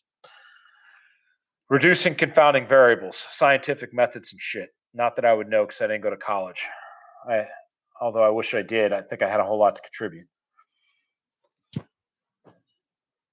Will I be doing any videos on night vision drills in the future? So here's the problem with that. I still haven't found a good way to record fucking first person point of view night vision. Yes, TNVC has adapters made by Unity. They skew the camera at a funky angle. I don't know shit about GoPro photo editing, and I don't know how hard it is. I know that during the editing, you can rectify a GoPro to where it'll play up, down, left, right, or whatever. I just don't know how to do that. Right now, I know how to use Verb editing software somewhat. Here's a little hint. Every video you guys have ever watched, start to finish. I figured out how to chop some shit off on the ends, but I don't know how to fuse videos together, remove content out of the middle. Fuck that. I'm a fuck it, we're doing it live guy. And that's why you don't get no awesome grand thumb or ITS level editing up in this bitch, because I don't know how to do any of that. So, sorry.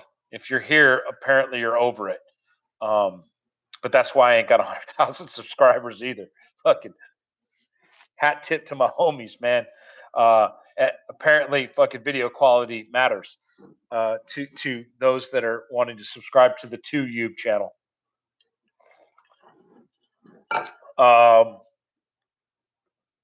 So once I figure out how to record from my nods, then I'll be doing some more buckwild shit. I'm gonna do some night vision driving videos for sure. I've been wanting to do that since I got out of the Army. Go back to North Carolina, link up with my head assistant instructor, Walt, who is still a Green Beret and the owner of Operational Detachment Source, which is my FFL and the retail shop that I get a lot of my stuff from. So he's a internet business owner hoping to build a brick and mortar store in the Fort Bragg area in the future. I'm not an ODS. I'm not a part owner or anything, as of right now, at least. People are like, oh, is that your company? Is that your retail company? ODS is me and a buddy, Presscheck and ODS, not I'm part of ODS, and he's part of Presscheck. He's an instructor for me, and I use ODS as my FFL and help them out with marketing and Presscheck products. ODS is also where my classes will get hosted, and that's where you'll make credit card payment. Unless you're going to someplace like the Ranch, where Shockey does it all as a super host. But for like a regular class, hey Chuck, who do we send payment to? Uh, he will actually make an item in the online checkout cart of the ODS website for that class at that date. Click checkout, and then you'll pay for it like that. And then when you get the confirmation email from the website after you make the purchase, it'll have the welcome letter that the host has given me that has all the hotel information, where to go, and all that bullshit. A map to the range. That Word document that I get from whoever is hosting the class, that will just get attached and sent to you with that automatic email. So hopefully, after you pay, that's the end state. You'll pay, and then you'll get the packing list, the round count, all of that stuff.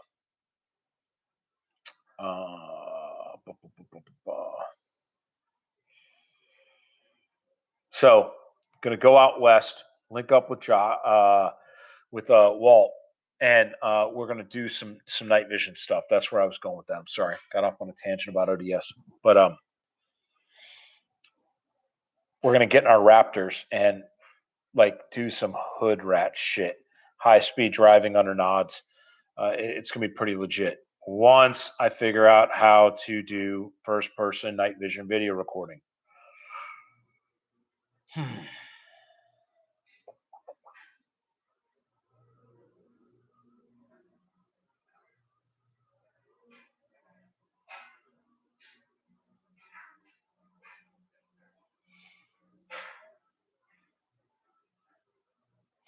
Glock upgrade. After sights, trigger. Maybe grip force for me. Yeah, it's a toss up.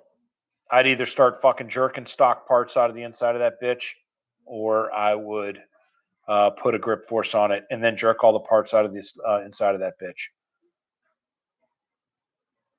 I am a huge believer that you can't get too light on a duty gun. Well, I ain't met a trigger that was too light for me to carry on a duty gun.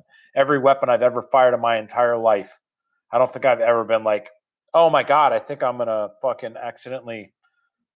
No, not fucking. Haven't fed them.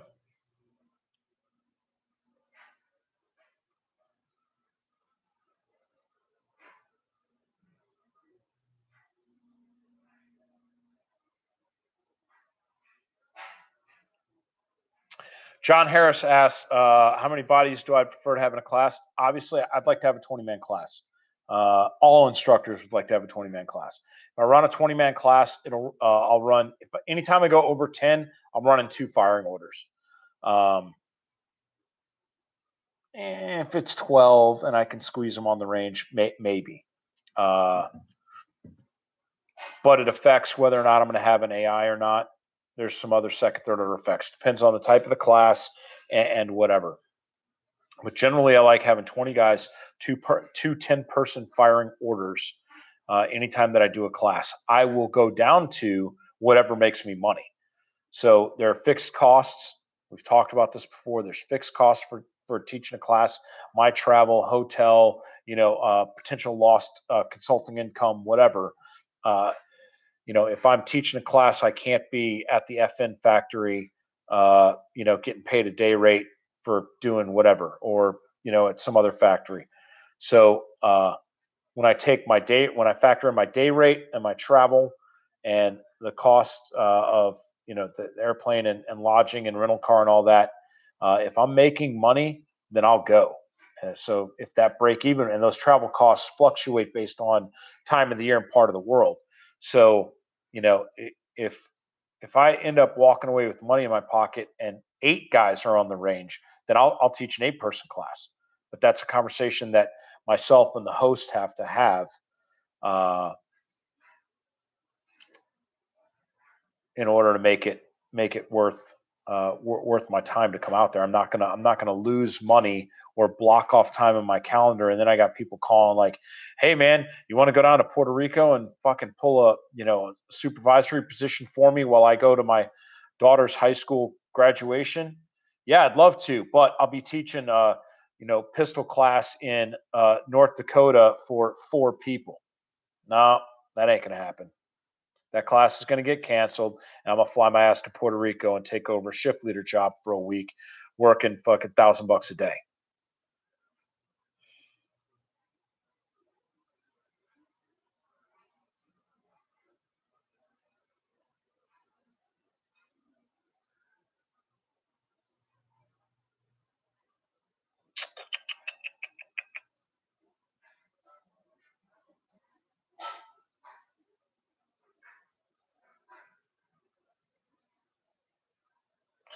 Randy, physical movement of the red dot on the paper is there isn't a whole lot that you can do about that.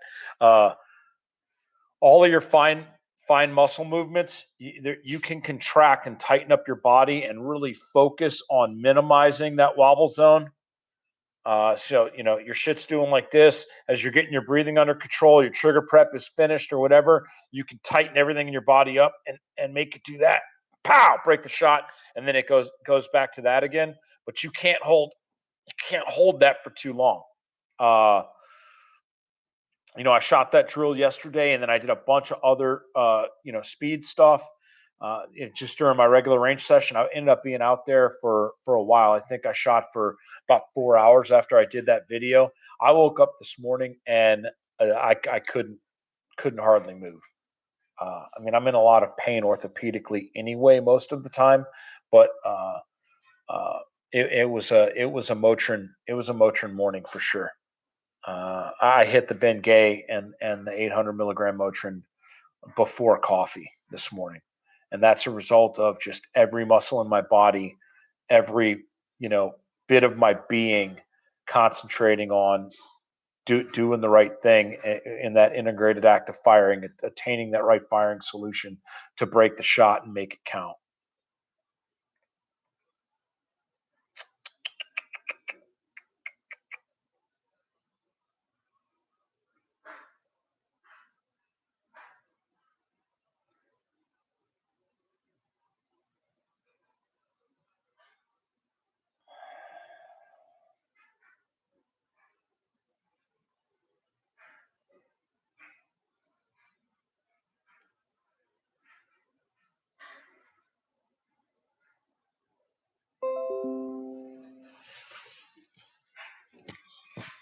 No, I appreciate it, Rack, for offering up the Glock. No problem.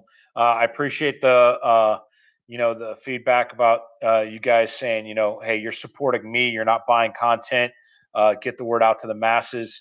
Uh, that I think that's why a lot of you guys are supporting me because you do believe it. You are believers. You're not here for some kind of selfish reason. So I appreciate you guys saying that you're not going to feel butt hurt uh, that the He-Man Woman Haters Club is giving up content for free.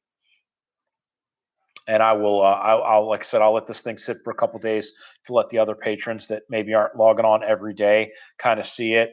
And then, by next weekend, I'll just change the privacy settings from unlisted to public.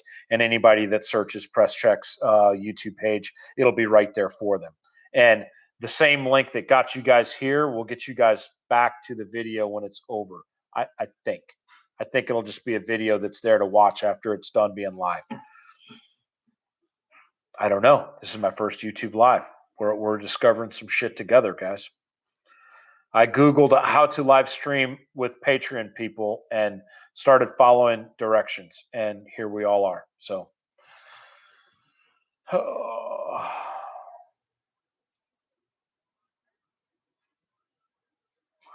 Presscheck shirts for your wedding party.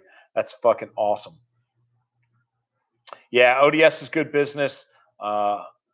Walt's wife does the customer service full time, and although she just had a baby, and Walt is very very busy in his day job as an active duty Army guy, they still do a real good job of staying on top of shit.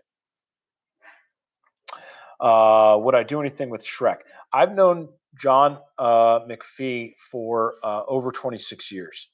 Uh, we haven't worked together, constantly or anything like that. I'm not saying that. We got out of sync career wise back in the mid 90s, but you guys might know Chili Palmer. He's just about to do a Panteo video with Kyle Lamb. He's been a VTAC adjunct instructor for a while, and Kyle's kind of bringing his name out a little bit more, whatever. But interesting, uh, ironic deal. Some of you guys have probably heard this before, but in my Ranger company, Charlie Company of 1st Ranger Battalion, at one point, Chili Palmer was on the 1st floor in 1st platoon, and Shrek was on the 2nd floor in 2nd platoon, and I was on the 3rd floor in 3rd platoon at the exact same time. So uh, Shrek has got some very different philosophies about shooting, especially shooting pistol. And most of the time, I will tell you that there's generally one preferred way of doing anything. And like if we're talking isosceles versus Weaver, right? People like, yeah, man, Weaver works. Weaver works up to a point. At some point, flawed techniques will plateau, and no matter how many more reps you get, you ain't never going to get no better. That is as good as that technique can provide. And I think that Olympic class shooters have potentially shown that if you put in 10,000 million hours of training doing Weaver and you do 10,000 million hours of training on isosceles, the isosceles guy will beat the Weaver guy. I maybe that's more up for debate, like 9 mil and 45. But as far as I'm concerned, that's settled science in the circles that I run in. So uh, if you guys have gone to John's class or some other things, and there's some stuff that even he admits is radically different than what he taught, than all of his instructor buddies are teaching or whatever, and that his shit is better and it works. His shit fucking works. It is different, different fundamentally, but I think it's kind of a fork in the road kind of thing. But you're not seeing necessarily a plateau on either one. They're both about how much effort you put into the techniques. So I wouldn't I wouldn't discount shit that comes out of Shrek's mouth when it comes to shooting. He's a hard ass shooter. Um, so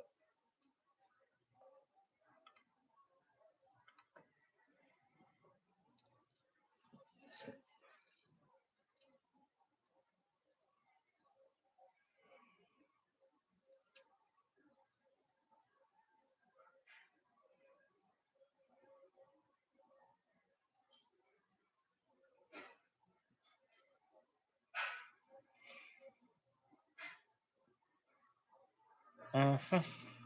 Any classes planned on the East Coast? I'm working some stuff up in New England right now.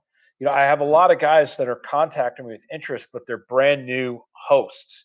And so some of that kind of scares me because I'm a brand new instructor. So a brand new instructor and a brand new host, that sounds like that could be a recipe for disaster. You know what I mean? Um, and the reason why the main dudes aren't contacting me is because they plan their ranges out a year in advance, which is insane. I'm like a 25-meter fucking dude. Like literally, I could go to Idaho and teach a class 3 weeks from now, and I'd be okay with that. And all the range host dudes are like, man, guys save up for fucking months, have to apply for fucking time off, have to hide money from mama, have to squirrel away ammo. Like coming to your class can be a once in a year kind of event. And this year they're willing to go to your class and because they've already been to Steve's class, they've already been to whoever's class or whatever. But like dudes can't just like, oh shit, Chuck's gonna be in Idaho, fuck yeah, and like drop what they're doing and go train with you. And I'm like, huh, okay, yeah, that makes sense. Uh, so these hosts are trying to book classes way the fuck out, and 2018 is pretty much packed. I could not get into Alliance at all this year. There was like 3 days that I might be doing something in Alliance like October 30th and then like the 1st and 2nd of November or something. But it was supposed to be my signature Fight Club CQB, but I can't do my CQB class in 3 days. It's impossible. Too much information to put out. So I'm thinking about switching it to a night vision flat range. So there's a possibility that they will be a day-night pistol rifle night vision class in Alliance. Right over Halloween. But I'm just continuing to refine shit, guys. I'm sorry. I wish I knew better. Walt and ODS is in charge of my Presscheck calendar. So it's synced to my phone. If I lock in a date and I save it to the info at Presscheck calendar, that will go and populate onto ODS's website eventually once Josh gets it all hot linked up. So if you go to Presscheck's website, it redirects you to ODS's website where he has a Presscheck section in there, and my training calendar will post in there once I start getting locked in classes that have course descriptions and are set up to accept payment. So you'll be able to look at the calendar, click on a class, location and course will pop up, and then click to buy. That's the end state, but I'm not there yet. So, sorry, I can't give you any more shit about East Coast than that. Surefire is the only cans I'll use. Nope, I would. The thing for me is flash hiders. I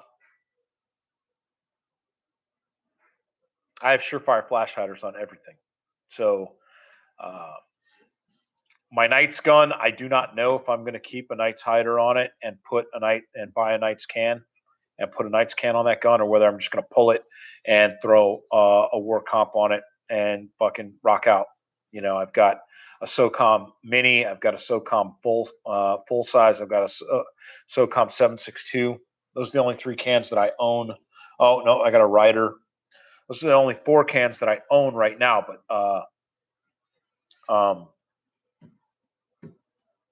SIG cans are good. LaRue's cans are good for the price as well. I'm not like super performance oriented on suppressors. The only time, the exception being 20 pistols, 22 and 9mm cans better be quiet as fuck, because I bought those for the purpose of fucking, well, whatever you'd want to do with a suppressed pistol. But the rifles, I'm just about keeping the muzzle blast down to a controllable level, and more importantly, letting the people around me, if I'm fighting as part of a team, know that Chuck's being murdery, Chuck's not getting murdered. And you think that you laugh, but when you're on opposite sides of a vehicle that has tinted windows, the dude on the right side of the car would really like to know if the dude on the left side of the car is murdering or getting murdered. Like that's key information. And if you can determine that by the sound of the report of the weapon, good deal.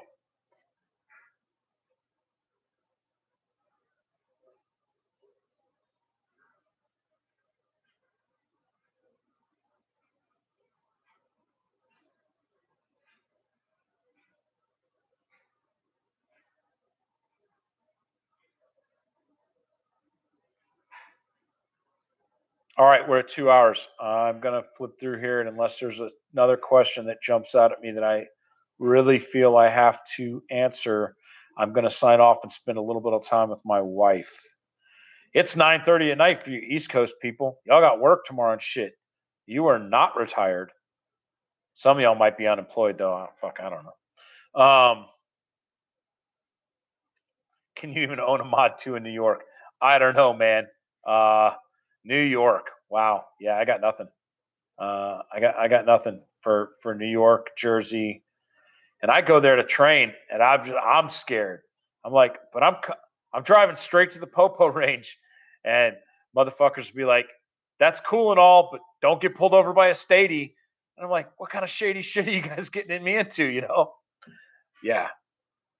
So The whole Northeast scares me, but if I can like fly over, if I could fly over the communist part and like land back up in the fucking southern Canada part of America, then maybe I'll be all right.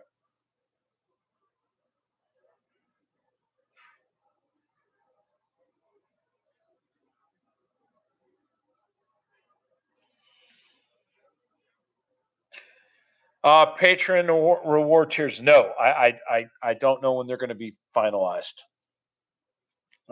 Like I said, if you're on the top, if you're on the highest level or whatever, I'm just going to end up offering you a complimentary class slot, once a year or whatever. Because I have a feeling that I'm going to be in a lot of direct communication with those guys just because of the level of support that they're providing or whatever. Unless I find out that they're like really fucking psycho, in which case I'm gonna like, yeah, man, hey, it's okay. I don't need your money, man. I'll see you at the next class. It's cool. Uh, Internet's a scary fucking place, man. It is a scary place. Um, do I like LaRue triggers? Yeah, Bone. MBT's good trigger. It's all right. I like flat triggers though. That's I'm an SD. I'm an SDE um, Geisley guy. That's my jam. And I'll take an SD 3 gun, but SD enhanced is where I'm at. And if they SSP, I don't know how ridiculous it is. I talked to somebody that's tested one, and he said that that shit can like bump stock. It's so light, and I'm like, you're speaking my language. You are speaking my language. So I will, and whenever the SSP is available, I will get a SD SSP. Flat triggers all day long. Pistols, rifles. I love flat triggers.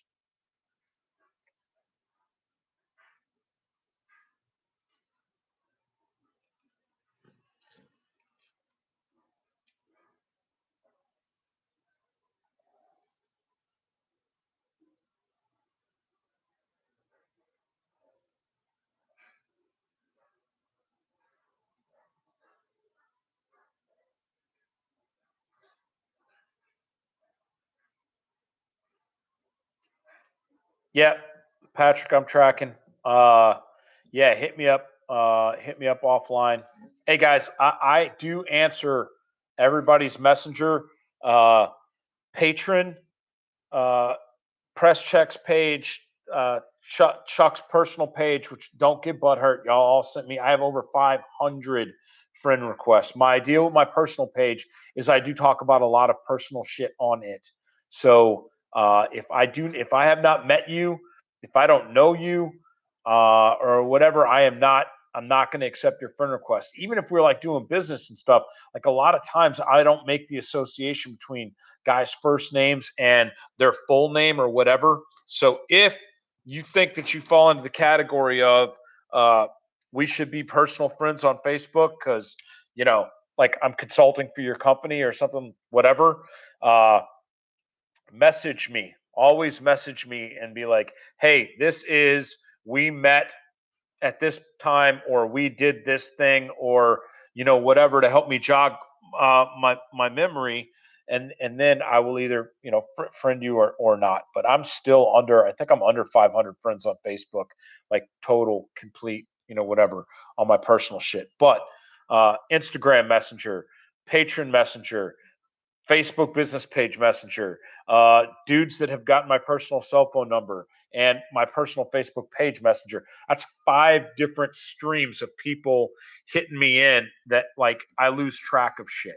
So if you and I talk, message, and then I'm supposed to get back with you or whatever, and you don't hear from me, message me again and be like, hey man, remember, look above at the message thing. Oh shit, I totally forgot that I still owed you an instructor bio or insurance information or whatever. There are guys out there trying to put shit together for range hosting and other stuff, and they need stuff from me. And I am a horrible administrative person. I need a full time admin. Uh, But guess what? I absolutely cannot pay a full-time admin what B.E. Myers can pay a senior executive director. So you ain't gonna see no family business and shit. I don't have the benefit of Bill and his wife and Brokos and Juice and Walt and Veronica at ODS. Like, man, I'd have to be a fucking millionaire to afford to pay for my wife to run my website and take care of me. Uh, so until then, you guys are just gonna have to bear with me while I'm continue to be fucked up and uh, not do everything I need to do administrative wise. So message me and then message me and then message me again. Somebody shipped me a bunch of damn STI mags and for my Nighthawk gun, and I need to message him back and give him my credit card information. And when I'm done with this video, I just remembered I didn't send it yesterday. I've got to go through those 5 different message streams and go down the messages until I find this guy that I need to be sending hundreds of dollars of money to. So the struggle's real. All right. Well, that is it. Okay, zero shift with the mall. Damn it, you caught me on the way out the door. I have turned in my mall for services because I had a laser shift.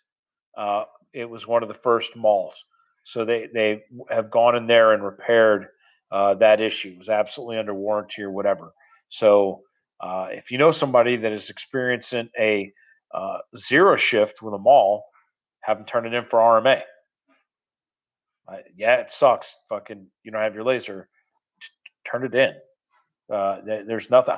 I don't work for B.E. Myers anymore. I'm not a paid B.E. Myers employee. I consulted for the company to assist them with rebranding their stuff and getting them all out there, as well as on the technical side. I'm talking on the branding side. That's done. Everybody knows who B. Myers is. They've got a marketing team. They're putting out good content, whatever.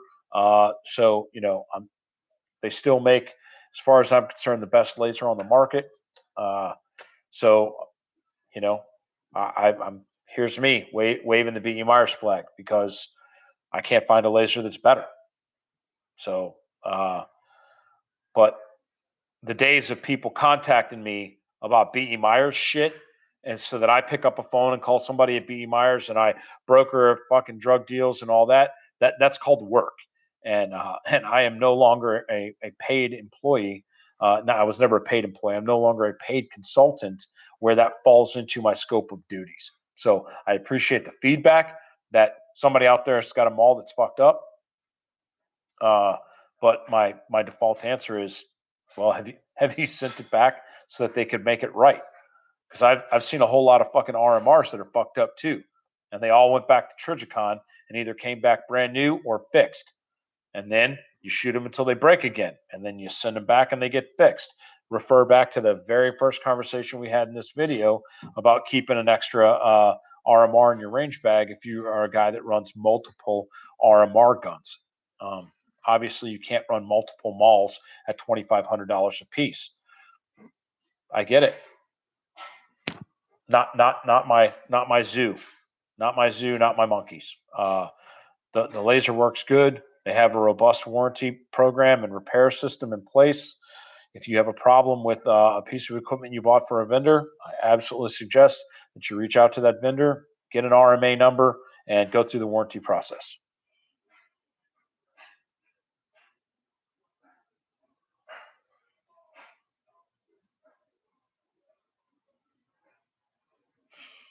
All right, folks. That is it. Thank you, 32 of you, for showing up for the inaugural or parts of the inaugural video. I'm going to